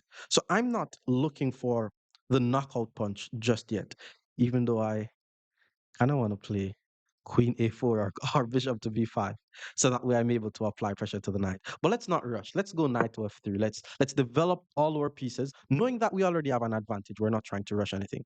He plays e6, the move I was expecting, and now the space advantage that we have, we're going to transpose that. I don't know if the word is transpose. Is the word transpose? But we're going to change the space advantage into another advantage. So I'm thinking of takes, takes. Now he has a weak isolated pawn on e6. I'm thinking of just playing bishop c4. Then once he takes, queen takes, threaten a checkmate. Queen e7 is going to be forced. Hit him with knight g5. That's more pieces on the f7 square. So I'm going to have three attackers versus his two defenders at that point. Yeah, let's try that. Let's go bishop to c4. My plan was to take on e6 so that way he's left with an iso pawn. Knight to b6 is a very nice move. That's a very nice move because now he's not only attacking my bishop, he's also attacking the pawn. So if I play a weird defensive moves like this, he's going to take, and my advantage is gone. So instead, I'm going to check on b5. Let's check on b5. If he can't play c6, he has to block with the bishop. And now we don't immediately take the bishop. Now we take on e6 because the bishop is pinned. And if he takes our bishop, we hit him with an in between move. So he plays bishop takes b5. We don't immediately take the bishop. We play pawn takes f7. And we're going to say check, forcing his king to take. And then once his king take, then we take the bishop or check. So he took on f7. I'm thinking of checking here, but bishop c4 and I'm losing. Knight to g5 definitely attacks the king, but then king to e8 is the same thing. So I'm not going to be able to keep the queens on the board. That's the thing. I'm not going to be able to keep the queens on the board. All right, let's just take his bishop and win the endgame. So he's going to take, we're going to take back with the king. And the reason why I didn't take his queen first is because his rook is going to take. But he plays bishop c5, which is bad. Bishop c5 has to be bad because I did not want to trade the queens. I just had to trade the queens. Now I'm going to be attacking his king with queens on the board. I'm already thinking of playing queen to b3 check, but then he has queen to d5. The queen no longer guards c7, so we take on c7. And then once he trades the queen, the rook is under attack. Rook to c8. I check on g5, then I put one of my knights on e6. That could be something. Otherwise, I'm gonna have to play knight g5 check here. Let's go queen to b3 check. Let's start with that move. He has to try to trade the queens off the board. Like he didn't see it before, but I think trading is the best thing for him to do here. Otherwise, he will be getting checkmated, even though my king is actually not able to get castled. So it's actually going to be an interesting game. So king back, hit him with knight g5. That's already a checkmate. Queen e7, easy defense. Queen check, that's a check. If I could magically find a way to castle my king, that would be nice. But we have to keep on playing aggressive. Otherwise, he's going to want to attack me, and I don't want to be attacked. So let's go knight to g5. We're not only threatening a checkmate, we're trying to play moves like knight e6, hits the queen, hits g7, hits c7, and then we're going to be, I think we're attacking now. We already have two pieces on his half of the board. We have one piece pointing to his half of the board. He plays rook to f8. Simple tactic here. You guys should be aware of these knight fork patterns. It's all patterns when you're able to see these types of forks. Knight e6 though, there's queen h5 check, pawn g3 hits the queen, queen h3, and then I check here. He's threatening to go here, so it's kind of tricky. I'm not gonna lie, it's kind of tricky, but we're gonna be going for it. Let's go knight to e6. This is a fork. Queen to h4 check. I block the check, he plays queen to h3. The queen is heading to g2. I take the free pawn with check. The king has to move, and then I develop my bishop and run to the queen side. That's what I'm going to do. I'm not going to get greedy and take his rook. Wait, guy played knight takes f4. What was that? That's a queen. Unless I'm getting check. Is knight takes g2 a checkmate? No. The guy has have me. Okay, let's say I go here because I have to be a bit careful. Let's say I take the queen, right? And then he check on g2. I move my king to e2, and then he check on f2. I move my king to d3, and then he takes the knight with check. And then I move my king to c2. Am I really not gonna take the queen? I think taking the queen is correct, but it's a bit tricky. Or do I check on c7 first? Check on c7, force the king to move. Let's at least check on c7 first. Let's check on c7. If he sacked the queen or blunder something, then that would be nice. For example, if he puts the king here, then I don't need to worry about anything because we're going to be taking his queen with check. If he puts the king, okay, he puts the king here. He puts the king there. It's bad. His queen is still hanging. And then after all of this happens, once I move my king, that's not going to be a check. Okay, here's what I'm going to do. I'm going to check on b5 first. Once the king moved, then I take. No, that doesn't make any sense. That doesn't make any sense. Let's take. Yeah, let's just take. Now, if the knight takes, I just run away with the king. I'm not even going to allow rook to. Yeah. So rook king e2, there's rook f2. But if I play king d1, there's no more good checks. I mean, if you check there, I take. King takes was played. Again, another knight fork pattern. Hit him with knight e6. Check. Hit the bishop, hit the king, hit the rook. He moves the king. Any mate? No, no mate, no checks. Queen c2, hit the knight, hit the bishop. If he checks, I take. Bishop is pinned. Yeah, whenever you see a good move, you have to look for a better one. Queen c2 is nice. The bishop is under attack twice. His knight is under attack. And remember, the threat is better than the execution. His rook is still under attack. Okay, he got his rook in the game with check. If I go here, this rook is yo.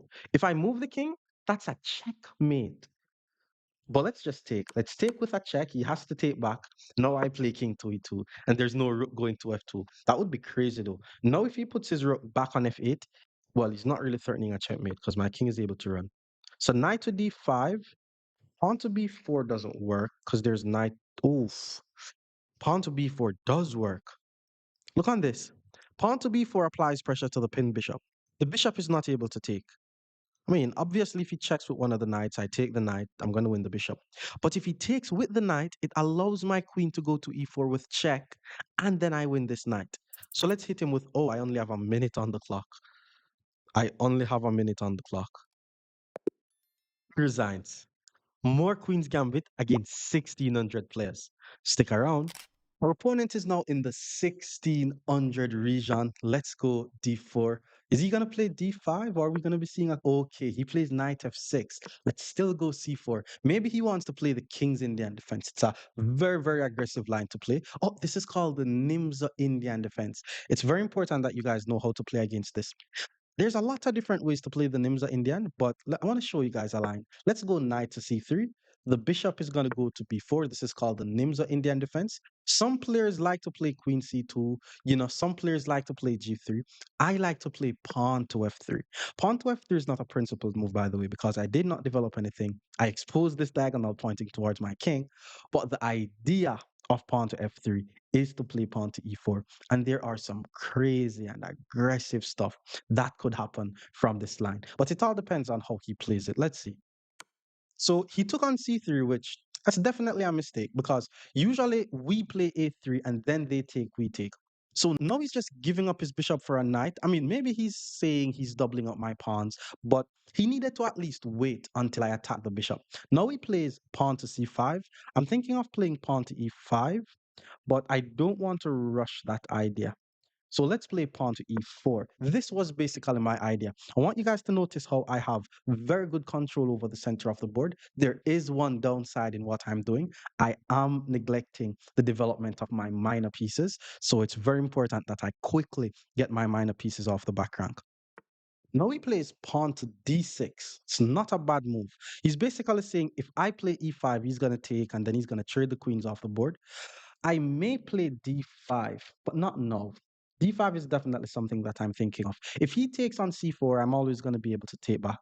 So now I just need to develop my pieces. Let's just develop our pieces normally. Let's go bishop to d3. Let's go knight e2. Let's get the king out the center of the board. He castled his king. That was very quick. Let's go knight e2. I'm also trying to get my king out the center of the board. He plays rook to e8. I think he wants to play pawn to e5, which is a very nice idea. Like, what if I play e5 though? E5 takes knight d7. Am I gonna be losing anything? F4. Let's just castle. Let's just castle the king. Knight d7 was played. He's still trying to play e5. He's developing his pieces and he's also playing pretty quickly. Now I want to start my attack. I'm thinking of playing bishop to g5, but then there's h6, g5, maybe bishop f2. I really like the idea of playing f4. If f4, he has e5. And then if f5, he takes, you win the pawn. f4, e5, there is d5. And then he takes, and he's still winning the pawn. Okay, let's stick to principles. Let's go bishop to g5. Let's spin the knight. He doesn't really gain much. He is able to play h6. He didn't play h6. He moves away the queen. How do we continue this attack? F4 I like, knight G3 I like. I mean, there's also rook B1, just putting the rook on the open file. Okay, let's go F4. We're going to be going in attacking mode now. We're trying to play moves like F5. We're trying to play moves like E5. If he plays E5, I'm thinking of takes, knight takes, sack the rook, but I'm not going to sack the rook. It's something that I'm thinking of though. Like, if I have enough pieces in the attack, then I'd probably sack the rook. But sacrificing the rook when my queen is here and it's going to take me a while to get my queen in the game, that's not going to be good.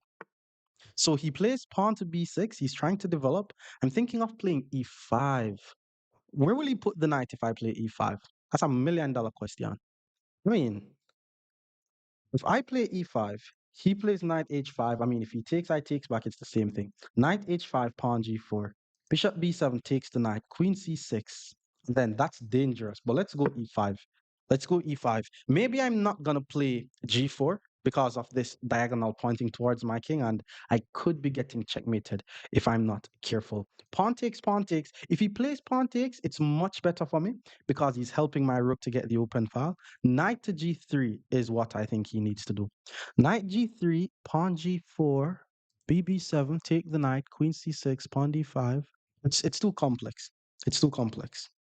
Okay, he plays h6. That's a nice move. He's basically saying, I'm going to play h6 and create an escape square for my knight.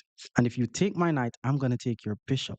Take the knight, take the bishop, take on g7, and that has to be the most exposed king. If I'm not able to checkmate a king that exposed, then what's the purpose of continuing chess? Let's take the knight.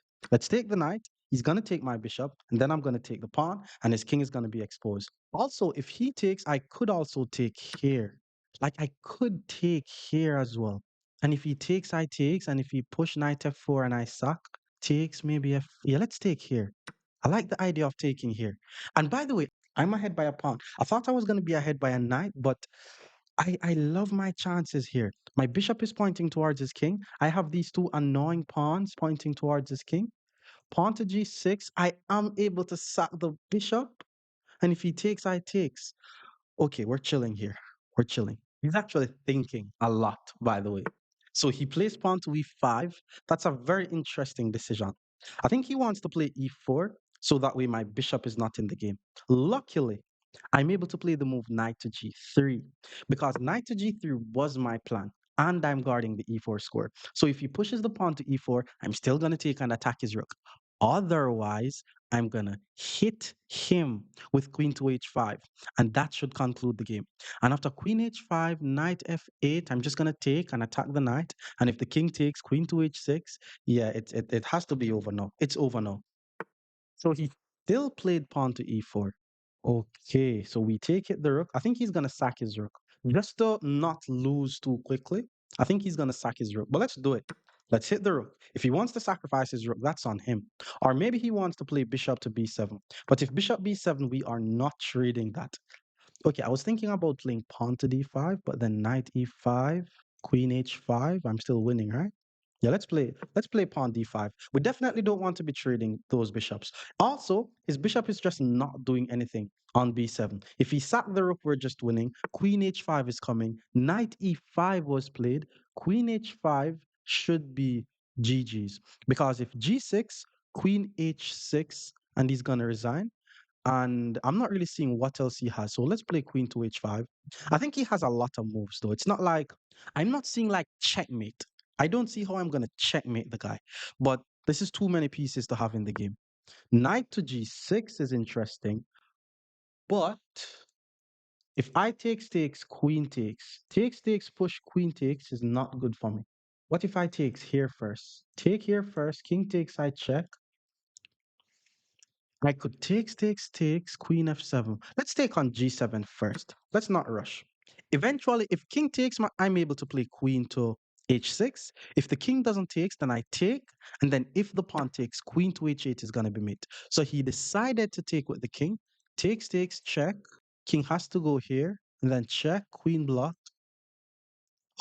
Knight f5, bro. It has to be knight f5. Knight f5, if king here, I check.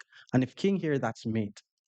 Knight f5, if king here, I go to h6, and there's no way for him to prevent a checkmate, even though my bishop is going to be unprotected. So let's go knight to f5 check. Now it's GG's. King to f8 is going to be a forced checkmate, and if king to g7, oh, but then if queen to h6, he's able to play f6, but then he loses the knight. So it's still just completely losing in all scenarios. This is a very nice attack. So hopefully you guys notice that there are aggressive attacks that can happen when you play d4. It's not just e4. So the king went back to g8. There's also knight to h6 check, and then after the king goes here, I take and I win the queen. But queen to h6 is what I'm leaning towards. After queen to h6, there's nothing he could do apart from playing f6 and lose his knight to prevent a checkmate. So he did play f6. Let's grab the knight with check. He moves the king. Where is my checkmate? Let's play the move knight to h6. Knight to h6 comes with the threat of rook takes f6, which would at least win his queen. I'm also threatening queen to g8 in some positions. My queen is also guarding my bishop. So king to e7 was played. I don't want his king to run. Check, king goes here. Check, rook has to block. Queen takes, king has to go back. And there has to be a checkmate. This is going to be a checkmate. I'm not seeing it. If you're able to find it, that's good. I'm not seeing it, but check is forced. The king has to go here. Bishop to f5 is what I'm going to play. And then after the rook blocks, I take the rook or with the bishop or the queen, but my opponent resigns. More d4 games against 1,700 players. Stick around.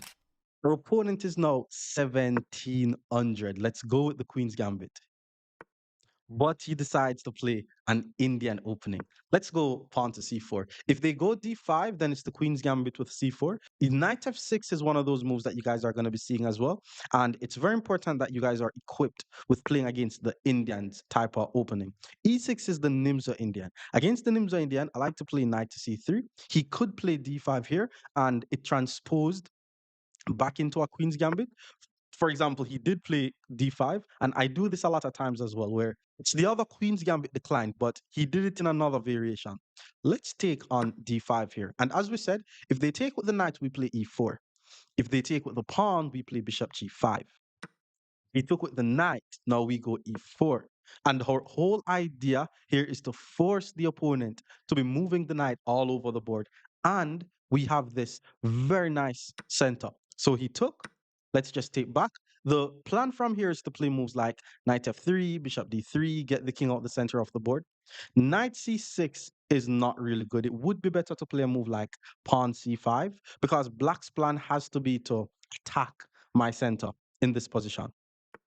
Ooh, he plays g6. That's a weird move because I mean, why didn't he just develop the bishop and castle? Playing g6 is wasting some time.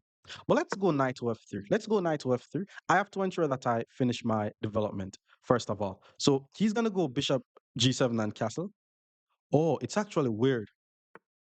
This move, I'm not, have I ever, yeah, I've done moves like this a lot, but this move is thematic. Thematic.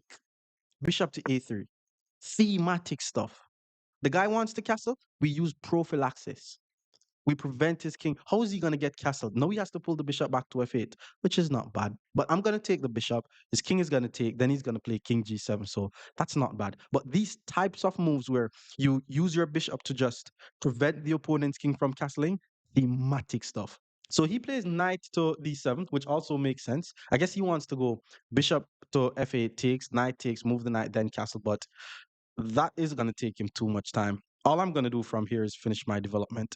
I'm thinking bishop d3 or bishop e2. I am expecting him to play pawn c5, so I want to ensure that I'm safe. My d4 pawn is safe. Pawn c5, I'm going to take on c5. No, do I? I want to be able to take on c5 because otherwise he's just going to castle the king. But if I take on c5, I'm going to lose my c3 pawn with check. So why not just play queen to b3? So that way my bishop is guarded here in case he wants to play queen a5. And then I just take, knowing that my pawn is guarded. Let's try that. All I'm trying to do here is to keep my opponent's king in the center of the board as long as possible, even though my king is not yet castled. But he doesn't really have anything that he could do to prevent me from castling. I'm just choosing to prevent him from castling. I could go bishop e2 and castle whenever I want. I'm chill. Okay, so he plays b6 because he wants to play c5, and then if I take, he's able to take back with the pawn. But we're going to be using more prophylaxis. Knowing that he wants to play pawn to d5, I'm going to play rook to d1. I'm going to put my rook on the same line as his queen. So that way, if he still plays c5, I take the pawn, the knight won't be able to take. And if the pawn takes, my bishop takes. And if the knight takes, I grab the queen. So let's play rook to d1. This is some prophylaxis chess happening.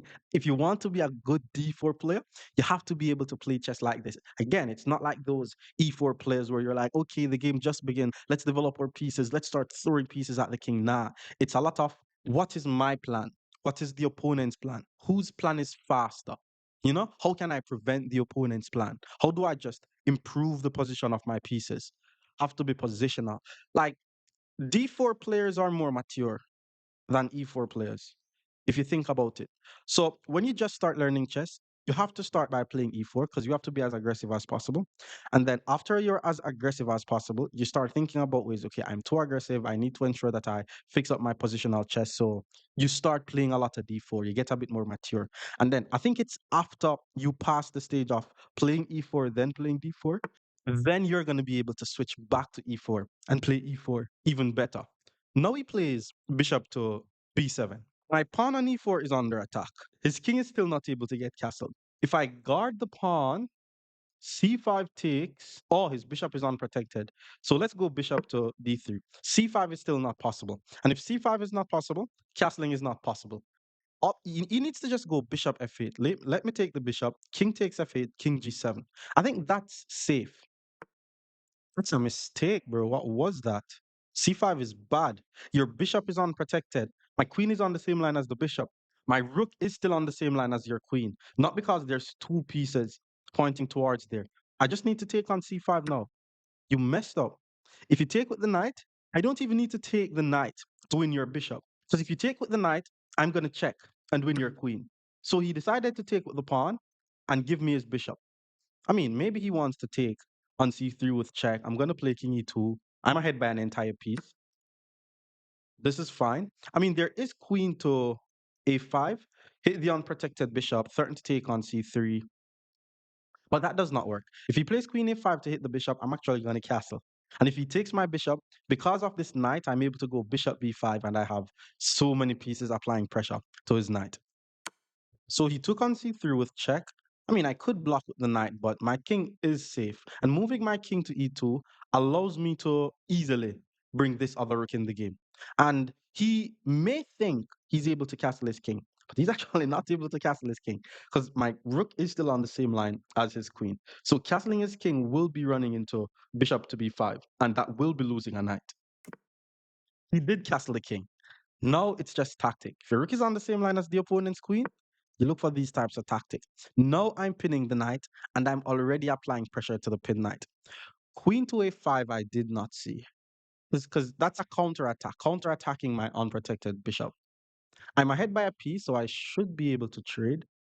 But if queen a5, I'm thinking of just taking the knight with maybe with the queen or the bishop. And if he takes my bishop, I go rook to d3, pinning his bishop to the queen, and then try to play moves like rook c1, queen takes c1. Queen a5 is the best way to get out of this for sure. It has to be queen a5. But he missed queen a5 and he pulled his bishop back to b4. So now I could either just take his bishop before I take the knight, or I could first take the knight, then I take the bishop. But let's just take the bishop. Before I take the knight, I'll take the bishop, and then once he takes back, I'll simply take the knight. I'm trying to figure out if it's good to take with the rook or the queen. Because if I do not have any checkmate, then clearly I want to trade the queens, but he's just not going to trade queens. Like, I think he's just going to play queen a5, even if I take with the queen. So let's just take with the rook. Let him run away with the queen. And I mean, I have to be a bit careful about rook to b8. I'm trying to set up some checkmates on his seventh rank. Okay, queen c8. I'm not even going to think about it. Whenever you're ahead by two pieces and you don't have a massive attack on the opponent's king, don't even think about it. Don't complicate anything. So he's trying to get his rook on my second rank. Let's just go rook to d1, doubling up on the d file. If he checks on c2, we simply block with the rook, and we're just trading as much pieces off the board. We're ahead by two pieces. Every trade is a good trade here. Check. Let's block. Okay, rook to c1. Let's just take still, because once his rook takes, I pull back my rook, and he's still not able to get access to my second rank. And all I'm trying to do is trade all the pieces off the board. Once I'm able to get this last pair of rook off the board, then I'm just going to be playing with two extra pieces. This is actually the whole point in why it's important to trade pieces off the board once you're ahead in material. But my opponent resigns. More Queen's Gambit against 1,800 players. Stick around. 1,800. Queen's Gambit. D5, we go C4. What will we see? Accepted, declined, declined, we see. Let's go knight C3, apply some pressure to the pawn. And when they play knight to F6, we just take on D5. The pawn takes back on d5. We play bishop to g5, pin the knight to the queen. Now, once they play c6, we play e3 with the idea of just developing our pieces and getting our king castled. Now, bishop to f5 was played. Usually, when they move the bishop to f5, it leaves b7 unprotected, and then I want to play moves like queen b3, but he should be able to play queen to b6, and he's doing fine. Like, I don't necessarily want to trade my light squared bishop. That's the thing. I'm also thinking of f3, e4.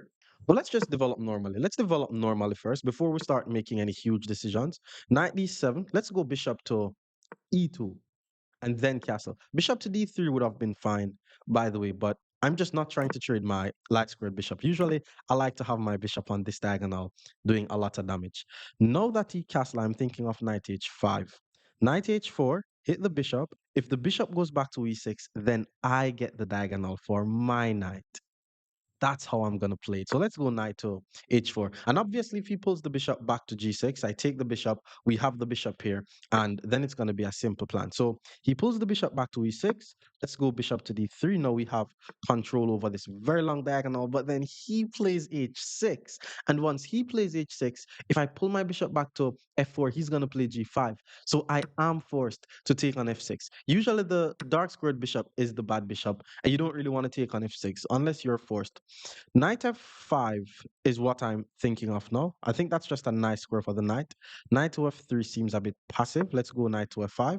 One thing I need to be aware of, though, is if his bishop ever takes my knight, it's going to be opposite colored bishops, and that could be tricky. So c5 takes, knight takes, and we could say he gets an isolated pawn. But I like the idea of queen g4 or queen f3. Queen g4, he's just going to move the king. It's just a empty threat with knight takes h6. So let's play queen to f3. Let's connect to our rooks. Let's keep the tension. If he takes, we should be able to take with the knight or even the pawn. But then I'm also going to get an isolated pawn. So it's very, very tricky. I thought I was the one who's going to get the bishop here, but then he has the bishop here. Whenever you're playing against a bishop here, it's very important that you have a knight like this. Like it has to be in an outpost or annoying in certain way. Otherwise, the opponent's bishop is going to be better. And we have to keep in mind that even though he has the bishop here, the bishop on e6 is not active as well. I'm attacking d5 twice. So I'm trying to see what's his plan to guard d5. So he took on d4.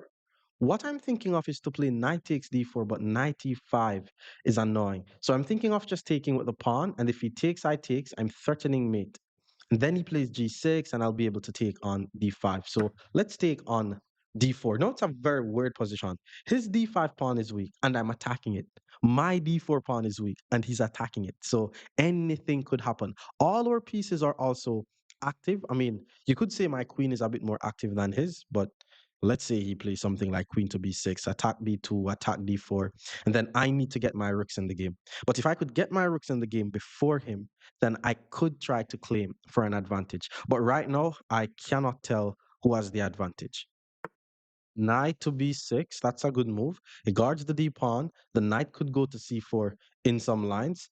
I just need to ensure that all my pieces are active whenever anything starts. So I'm thinking of rook to c1, putting my rook on this file, or rook to e1, putting my rook on this file. Rook c1, bishop to g5 is definitely annoying. Knight c4, I should be able to play pawn b3 and attack the knight. So let's just play rook e1. Let's get the rook in the game. He plays rook to e8. He's also getting his rook in the game. Same thing about rook c1, bishop g5, rook c2. Try to double up on the e file. It's definitely an idea. Rook c1, bishop g5, rook c1, bishop g5, rook c2, bishop takes. And then my rook is just unprotected. That can't be good. Yeah, that can't be good. Okay, instead I'm going to play rook to d1, guarding my pawn.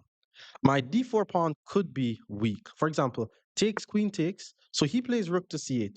My d4 pawn could be weak in some scenarios. He's playing with all his pieces, which is the correct thing to do. I'm thinking of just pulling my bishop to b1. If knight c4, hit the knight. Or do I just try to... I think I need to start an attack on this king, like knight e2, knight g3. Just bring more pieces over there. Knight e2, knight c4, pawn b3 is not good. Knight e3, knight c4. Okay, it's a very weird position. It's a very weird position. Knight c4 is a very strong move. I may take the knight, but I don't want to take the knight. And I can't play b3 because of knight b2. I may have to play rook to b1 and then play b3. So he found it instantly. Oh my, if I play rook to b1, there's knight d2 and that's a fork. I need to be careful, careful. Okay, how are we going to do this? Knight g3, knight takes, knight h5, and then if he takes, I check. Yeah, let's just get rid of the knight. Let's get rid of the knight. And after the rook takes, we play knight e3 and attack the rook. Now it's two bishops versus two knights. I do not like this, but let's pull the knight back to e2. Let's hit the rook. Let's force the rook to move. My second rank is guarded. I'm thinking putting the knight back on c3 to attack this pawn. I'm also thinking knight f4 to eliminate one of the opponent's bishops. Whenever the opponent has the bishop here and you have two knights or a bishop and a knight, you should try to eliminate one of the bishop, whether it's trading it or anything. But both of the bishops on the board working together, that could be an issue. Rook back to c6. That's an interesting move. Now I'll play knight to f4, attack the bishop and apply some pressure to his d5 pawn. Now I'm attacking d5 one, two, three times. He's guarding d5 only two times. If he has to play a move like rook to d6 to guard the pawn, I will be happy with that because then I could go rook to c1 leaves this unprotected. But rook to d6 is still good. I'm sure he's not going to want to play moves like rook to d6. Well, he kind of has to play rook to d6 if he wants to guard the pawn. But I can't play rook c1. It's weird. That's a very strong bishop. Rook to e7. That's an interesting move. So I'm assuming this is not a free pawn. Let me count again. One, two, three attackers. One, two defenders. Knight takes pawn is also a fork. It hits the rook and the bishop. If he plays bishop takes, which hits the queen, I take, hit the rook again, and the bishop. If he trades, I take back. Oh, but there's bishop d4 at the end. That's nice. Knight d5, bd5, knight d5, rook e1, rook e1, bd4. So I'm actually not winning a pawn if that happens, because he has bd4 at the end. With that being said, let's play h3. Let me play h3 so that way I don't have to worry about any back rank weaknesses. I want to take his bishop on e6 as well, but his bishop is not able to move away. Like, if you look on this bishop, it's only doing a defensive role, so I'm not necessarily in a rush to take it. On a6, he's also playing some waiting moves himself. Queen b6 could happen at any time. I'm wondering if I'm able to play rook to d2. Rook to d2, basically, if I play rook to d2, you could say I'm threatening to take on d5 because once he take on e2, it will not be a check, and I should be able to take his bishop with check. So rook to d2, he may have to actually guard his d5 pawn. And then, okay, I'm still not able to move my d rook. Like, this bishop is very annoying and strong, which is why I may need to play a move like knight h5. But if knight h5, there's bishop g5. So he plays rook to d7. No, now he sees what's happening. If I take, pawn takes is fine. I'm thinking of just playing knight to g4 and attack this bishop. Or knight to h5. Knight h5, bishop g5, knight g4, takes. Let's go knight g4. Knight g4 hits the bishop. Eventually, we're going to be eliminating one of his bishops. Both of our knights are targeting the bishops. If he has to lose one of his bishops, I would suggest that he give me this bishop. So that way his bishop does the attacking role. But my knight is also going to be attacking on d5. So it's still crazy. I'm still not sure what's happening. I have 2 minutes and 45 seconds on the clock. He has 3 minutes, 20 seconds on the clock. So I think I need to speed up a bit because I'm not 100% sure what's happening here. But let's calculate. So he took. Let's not waste time. Let's take with the queen. The queen is on the same line as the king. His d pawn is weak. My d pawn is weak. Knight h5 hits the bishop is an idea. Doubling up on the e file, threatening to win the queen is also an idea. King to h8, I'm not seeing why he played that move. Maybe he's trying to just get his king off the same line as my queen. I'm thinking of playing rook to e1, threatening to check, win his queen. If rook e7, I actually just take. And if bishop takes, I take on d5, hit the bishop. And then if queen takes, my rook takes his bishop. And I'm ahead by a pawn. Very risky pawn, though. Let's go for it. Let's go rook e1. I'm also leaving my pawn unprotected. He quickly plays rook e7. So now I take. Now I take his rook. Once the bishop takes, his queen is overworked. Now we take on d5, hit the bishop. Queen d5, rook e7. Is he able to check the king? Rook check. King h2. Does he have any more checks? Queen d6. Queen d6 hits the rook on the... Ouch. Ouch. Okay, we're not able to do that just yet, but let's apply more pressure. Queen to f5 is the move. Applying pressure to his weak d5 pawn and his unprotected pawn. But then he has rook f6. Rook f6, if I take, he's going to take, and he's winning. Rook f6, I have to play. Yeah, rook f6 is strong. He guards this. If I takes, he takes. If I go here, bishop here, check takes, check. And then once the king move, I take, hit the rook. Let's try that. Let's go queen to e5. I only have a minute on the clock. It's getting a bit crazy. I'm attacking the bishop twice, and I'm attacking this pawn twice. If bishop to d6, I trade the queens off the board, then I win the d pawn, then I attack the rook. But I have to be very fast now because my time all of a sudden is just low. Think we're about to win a pawn. I think bishop f8 is not a bad move. Bishop f8, knight takes, rook d6, hit the knight twice. And then if I move the knight, there's rook takes d4. Bishop to b4, also a move. Check takes, check, king up takes, rook d6. Oh, the bishop is going to be under attack. He missed that. So this works. Check, takes, check, king up. So take here. King has to go here. Win the pawn. Oh, it's also a fart. Ay, ay, ay. Ay, ay, ay. That's GG's. Yo, that's crazy. Rook e6, I take the rook, then take the bishop. Rook d6, I grab the bishop. Rook d6, we grab the bishop. Now he takes, hit the knight. Let's just play knight to c2. Let's just move the knight out the way. He checks. Let's block the check with the rook. If he takes, I take rook here. Now let's guard the knight. I'm gonna play king f1, king e1 to chase away his rook. Nice. Now I'm gonna be able to move my knight. This is endgame. Knight e3 hits the rook. I'm trying to play rook to c6, check the king, hit the pawn. Let's grab this. And now I have 2 versus 1. So now I'm able to create a pass pawn. King up, let's play g6, starting to win the rook. So the plan is to create a pass pawn over here.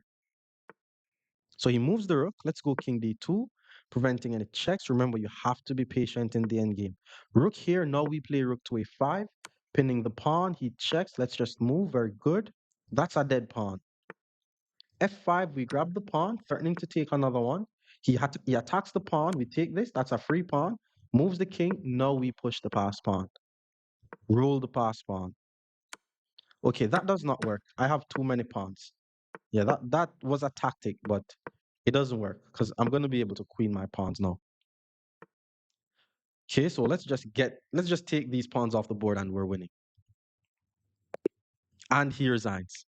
More Queen's Gambit against 1900 players. Stick around. Our opponent is now 1900. We're playing some d4. Okay, so he's playing knight to f6. Let's go c4. And then e6. This is called the Nimzo Indian defense. Whenever they play the Nimzo Indian defense, I like to just play knight c3. It's the same idea. They could try to play d5 and transpose it into the Queen's Gambit declined, but after this bishop to b4 move, the move I like to play is pawn to f3. This is called the mock variation or the same-ish. I think it's the mock, and it's spelled with a K. Now, after d5 here, I like to play e3. So just play e3, guarding the pawn with the bishop. You guys, the idea in this opening is to play an eventual e4, but it's going to be taking a lot of preparation. He plays b6, which is a blunder. Bro, you're 1900. Come on. He needed to castle his king. Yo, I tell you guys about the drawback principle. Tell you guys about the drawback principle. Because just because the pawn is no longer guarding c6, I'm able to check. And then once he blocks the check, I take with the bishop. Blocking with the knight is tricky though, because once I take bishop to d7, my queen has to go to b7, and I could get my queen trapped. But if he moves the rook, my queen escapes here or here. Do not try these risks if you're not able to calculate. Let's play queen a4 check. It's already over now. He needs to play knight c6 though, to at least let me be afraid of getting my queen trapped. Otherwise, once I take the bishop, it's just going to be GG's. So he resigns. More Queen's Gambit against 2,000 players. Stick around. Our opponent is now 2,000. Let's go d4. d5. It's going to be a Queen's Gambit. This is the Queen's Gambit. Let's see how. Okay, knight to f6 is actually a slight mistake. It's usually best to play c6 or e6. You want to be guarding the center with pawns instead of guarding the center with pieces. So here's how I'm going to punish black for this. We're actually going to be taking on d5. The reason why we're going to be taking on d5 is my next move will be forcing black to move the same piece more than once in the opening. So for example, if he plays queen takes d5, I play knight c3 and I'm attacking the queen. If he plays knight takes d5, I play e4 and I'm attacking the knight. So he decided to take with the knight. Let's play pawn to e4, attacking the knight, forcing the knight to move. And then from here, I'm going to be developing my pieces normally. The knight went back to b6. Let's just go knight c3 here. It's like how we develop the pieces really doesn't matter too much. We just need to ensure that we complete our development as quickly as possible. G6 was played. He's trying to play bishop to g7, and it looks like he's playing something that is very similar to a Grunfeld defense. But let's just go bishop to e3 here. Why bishop to e3 is I'm trying to defend the d4 pawn. He's going to be attacking the d4 pawn with a lot of his pieces. And a move like knight f3 is something that I'm considering. But then if I play the move knight f3, he's going to go bishop g4. He's going to try to remove my knight, which is guarding d4. With that being said, let's just play queen to d2 first. I'm just developing my queen side before I start developing my king side. Eventually, I'll be able to play knight to f3, but I'm just delaying it for a bit. I mean, moves like bishop to h6 could be an idea, but I don't think I'm going to be able to play bishop h6 anytime soon because d4 will be left unprotected. Ah, he plays pawn to a6. I think I know what his idea is. He wants to play knight c6. He doesn't want me to be pinning his knight with his bishop. I'm really thinking about this knight f3 move, but I just know that he's going to play bishop to g4. So let's go bishop to e2. We're still developing our pieces. We're just waiting. Like maybe he plays e6. If he plays e6, then I'm going to play knight to f3 gladly. He's actually just waiting for me to play knight f3 so that way he's able to play bishop g4. I have very good control over the center of the board. Whenever you guys are playing chess and you have two pawns in the center of the board like this, you don't necessarily have to try immediately start moving them forward. Just maintain the control over the center because now my pawns are actually covering all of those squares. So I'm only going to be pushing one of these pawns if he forced me to do something. For example, maybe if he plays e5, I may push past. Otherwise, I have no reason to push past. So knight c6 was played. My pawn on d4 is being attacked one, two, three times. I'm guarding it one, two times. I'm thinking of rook d1, knight takes, bishop takes, and I'm fine. Knight a5 to c4 would be a lovely plan from my opponent. Let's go rook to d1 here. It's very important that I keep my center guarded. If you have a very strong center, like the center that I have here, all you need to do is keep it guarded. I'm expecting him to castle here. Now, if he decides to castle the king, something that I'm thinking about, but I may not do, is h4 followed by h5. This is a very aggressive way that you guys could play. For example, if they castle the king, you play h4, h5, you try to play bishop h6, you take on h6, the queen goes to h6, but I'm not going to do that. Now that he castles the king, I really need to play knight to f3. So let's just play h3. H3 is the move that I didn't want to play. I did not want to waste any time, but he forced me to play h3 because I'm not trying to allow bishop to g4. Now I'm going to simply develop my knight, castle my king, and my development is actually going to be complete. So if you're watching this thinking, I'm breaking principles because I'm moving the rook and I'm moving the queen and I'm not developing, all of these moves that I'm making are development moves. It's just that I'm moving the queen before I develop the knight, or I'm moving the rook before I develop the knight. So the moment I develop the knight and castle, my development is going to be complete. Now, one good benefit of understanding the opening that you play and knowing the plans behind the opening, knowing the middle game strategies, knowing the end game is actually the time usage. I want you guys to look on the difference between my time usage and his time usage. He only has 4 minutes left on the clock. We're only 10 moves into this game right now. But because he wants to ensure that he plays good moves, he's taking his time to think about the moves. Now, knight to d7 was played. Pawn to e5 would have definitely been a better move. I'm already thinking of playing pawn to d5 to attack his knight. And then if he puts the knight on e5, pawn to f4 actually traps the knight. Now, if I play pawn to d5 and attacks the knight and he puts the knight on a5, pawn to b4 also traps the knight. With that being said, if I play pawn to d5 attacking the knight, he just has to pull back the knight. No, I'm going to be advancing my pawns. So you see what I'm doing? I don't just advance the pawns for no reason. I keep the tension. I hold the position. With that being said, every single time the opponent makes a move, he has to be wondering what happens if he push the pawn? What happens if he push the pawn? And the moment something happens where if I push the pawn, he's going to be in trouble, he actually fell for it.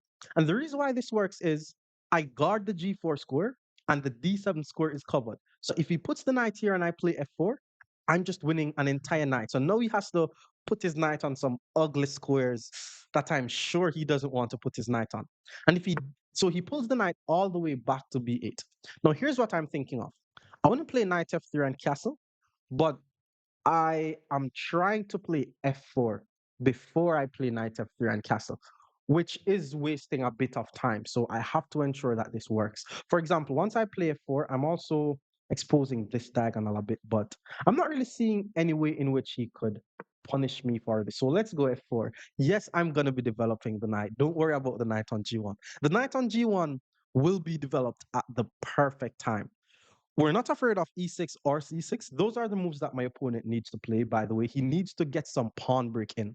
Looking on this position, I want you guys to notice that I have what is called a space advantage, and I also have an advantage on the clock. Like, if you have 50% more time than the opponent, you're definitely going to win the game. But I also have an advantage on the board. So, you notice what my opponent is doing? He puts the knight on d7. He puts it back on b6. This knight was on c6. It went back to b8, and then he's basically trying to make some room for this knight to get to d7. So my opponent is actually suffering from lack of space in this position. But hey, let's just develop our pieces. Like, I know that I have a better position. I don't have an immediate way to just say, hey, I have this huge space advantage. So there has to be a tactic in the position now. I'm just gonna keep my advantage. I'm gonna let him suffer. Like, if you guys look, let me show you guys something. This is what the game looks on from Black's perspective. Nobody wants a position like this.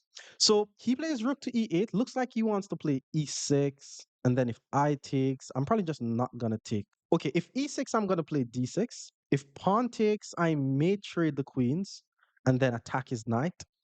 Maybe, huge maybe. I'm also thinking of e5 here. Just e5, meeting e6 with d6, and then if he takes, I take back. That's also an idea. But let's just get the king out the center of the board. It's always best to just get the king castled. I'm not trying to mess up the little advantage that I have. He then plays knight to d7. That bishop is not going anywhere. There's no good forward moves that he has. I'm thinking of e5. If he plays e6, I play d6, takes, queen takes. The knight is going to be under attack. We are definitely playing e5 now. No, the pawns are no longer on d4. Now the pawns are on d5 and e5. This is a huge space advantage. He pulls the knight back to f8. Also, he has to ensure that he plays a bit faster in this position. And okay, e6 will be met with d6, so we're fine there. I'm thinking of playing knight to e4 with ideas of knight c5. I really like this idea of a5. Yeah, let's go a5. A4 is very strong. The idea of a4 is to play a5. We're trying to get more space advantage. This is how you play chess when you're a d4 player. He plays bishop to d7, attacking my pawn. I'm thinking of just playing a5 to hit the knight. If I hit the knight though, he's gonna play knight to a4. And one thing I want you guys to keep in mind, and this is very important, whenever you have a space advantage, do not be trading the pieces off the board. You know, if I play a5, he goes here, I takes, he takes. Yes, my rook gets to fall, but he's able to breathe. Let's suffocate him. We don't want him to breathe. So before I play a5, I'm going to play the move b3. So that way, when I play a5, his knight has no forward moves. We do not want the opponent to have any forward move. Right now, I'm controlling everything. This is my half of the board. This is my half of the board. The fifth rank is mine. He plays rook to c8, not seeing what it does. Maybe he thinks I'm going to take and then it opens the file for the rook, but I'm not going to do that. I'm going to play a5. Have a look on the knight. Have a look on the knight when he moves the knight. Would you like to have a knight like this? Nobody would like to have a knight like this.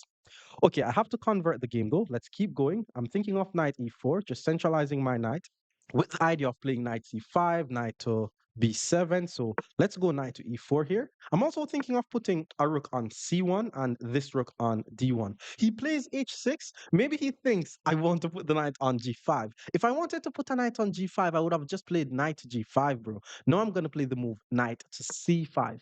That's actually the move that I wanted to play.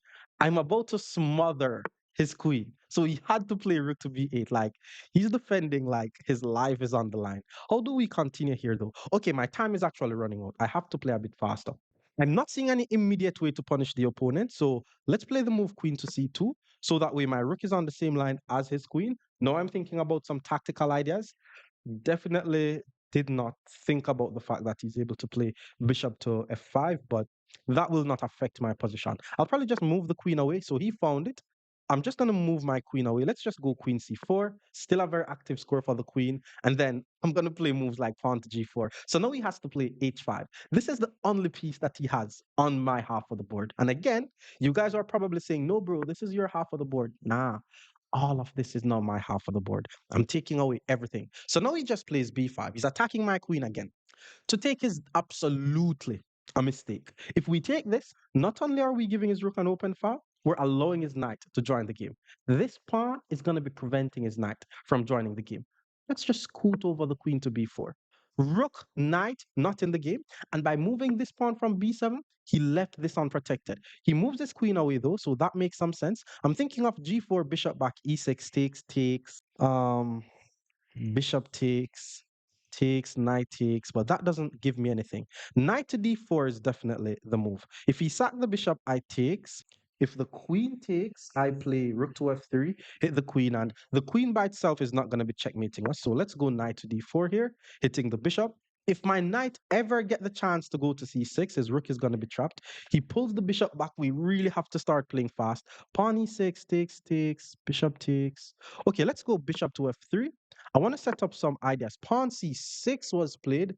If I takes, that's a pawn. What is this? Takes, bishop. That's a pawn, bro. Takes, bishop here, takes. What if I play e6 though? E6 pawn takes. The bishop is still trapped. Bishop take. No, that doesn't work. Let's just take the pawn. Let's not complicate it. The time is running out. It's crazy how he has so much more time than me. Bishop e6 takes, knight takes, queen takes, bishop d5 hits the queen. Queen has to move. Maybe e6. Bishop e6, maybe g4 followed by f5. So bishop e6, g4, f5. Okay, let's go g4. G4 is such a risky move, by the way. I probably should have taken here, but remember, whenever you have a space advantage, don't be trading the queens off the board. From here, I have to just play fast. It would actually break my heart if I mess up this position. But we're ahead by a pawn. We're doing fine. F5 is now the plan to attack the bishop. He played F5 himself, and then he finally blundered. The pawn is no longer guarding the bishop. So all I need to do is take his bishop. If the knight takes, I takes. If the queen takes, I pin. I have to play fast. Oh my God. But I'm winning. The knight takes, I takes. The queen is not able to take due to the pin, but then he took with the queen. Now I'm able to pin. And just like that, we won his queen. So with 44 seconds on the clock, we will be winning this game. Instead of the queen, let's just take here. From now, it's just a matter of speed. He's trying to win on time. Knight d7, let's just hit the knight. The knight is now an unprotected piece. Knight goes here, doesn't do much. What to do? That's a free pawn. Let's take the free pawn. Rook takes, I take, hit the knight. He took here, let's take back. F5 is coming. Pawn push is coming as well. The rook went here. Let's just play pawn push, hitting the rook. Pass pawns must be pushed. He moves the rook. Let's go f5. Hit the knight. Okay, he took a pawn, missed that. But now we have f6, hit the bishop. Okay, the bishop move. Let's take. It's pinned. He's not able to take. But then once he takes, I'm going to move my queen out the way. Okay, now let's move the queen out the way. We only have 20 seconds, but this is a lot of time. I could have played pawn to f7, and that would have been a fort. Completely missed that move, by the way. He saw it, but now I have queen e8, hit the unprotected knight. The rook is not unprotected, but if he moves the knight, I will win the rook. So he guards it with the king. But now I have pawn to e6. Very nice removing the guard. The king has to take. He will be leaving the knight unprotected. He did not take. Now I'm able to push. Didn't even take the knight because now I'm going to have two queens on the board. He moves the king. Let's just take. Now we have two queens on the board, and my opponent lost on time.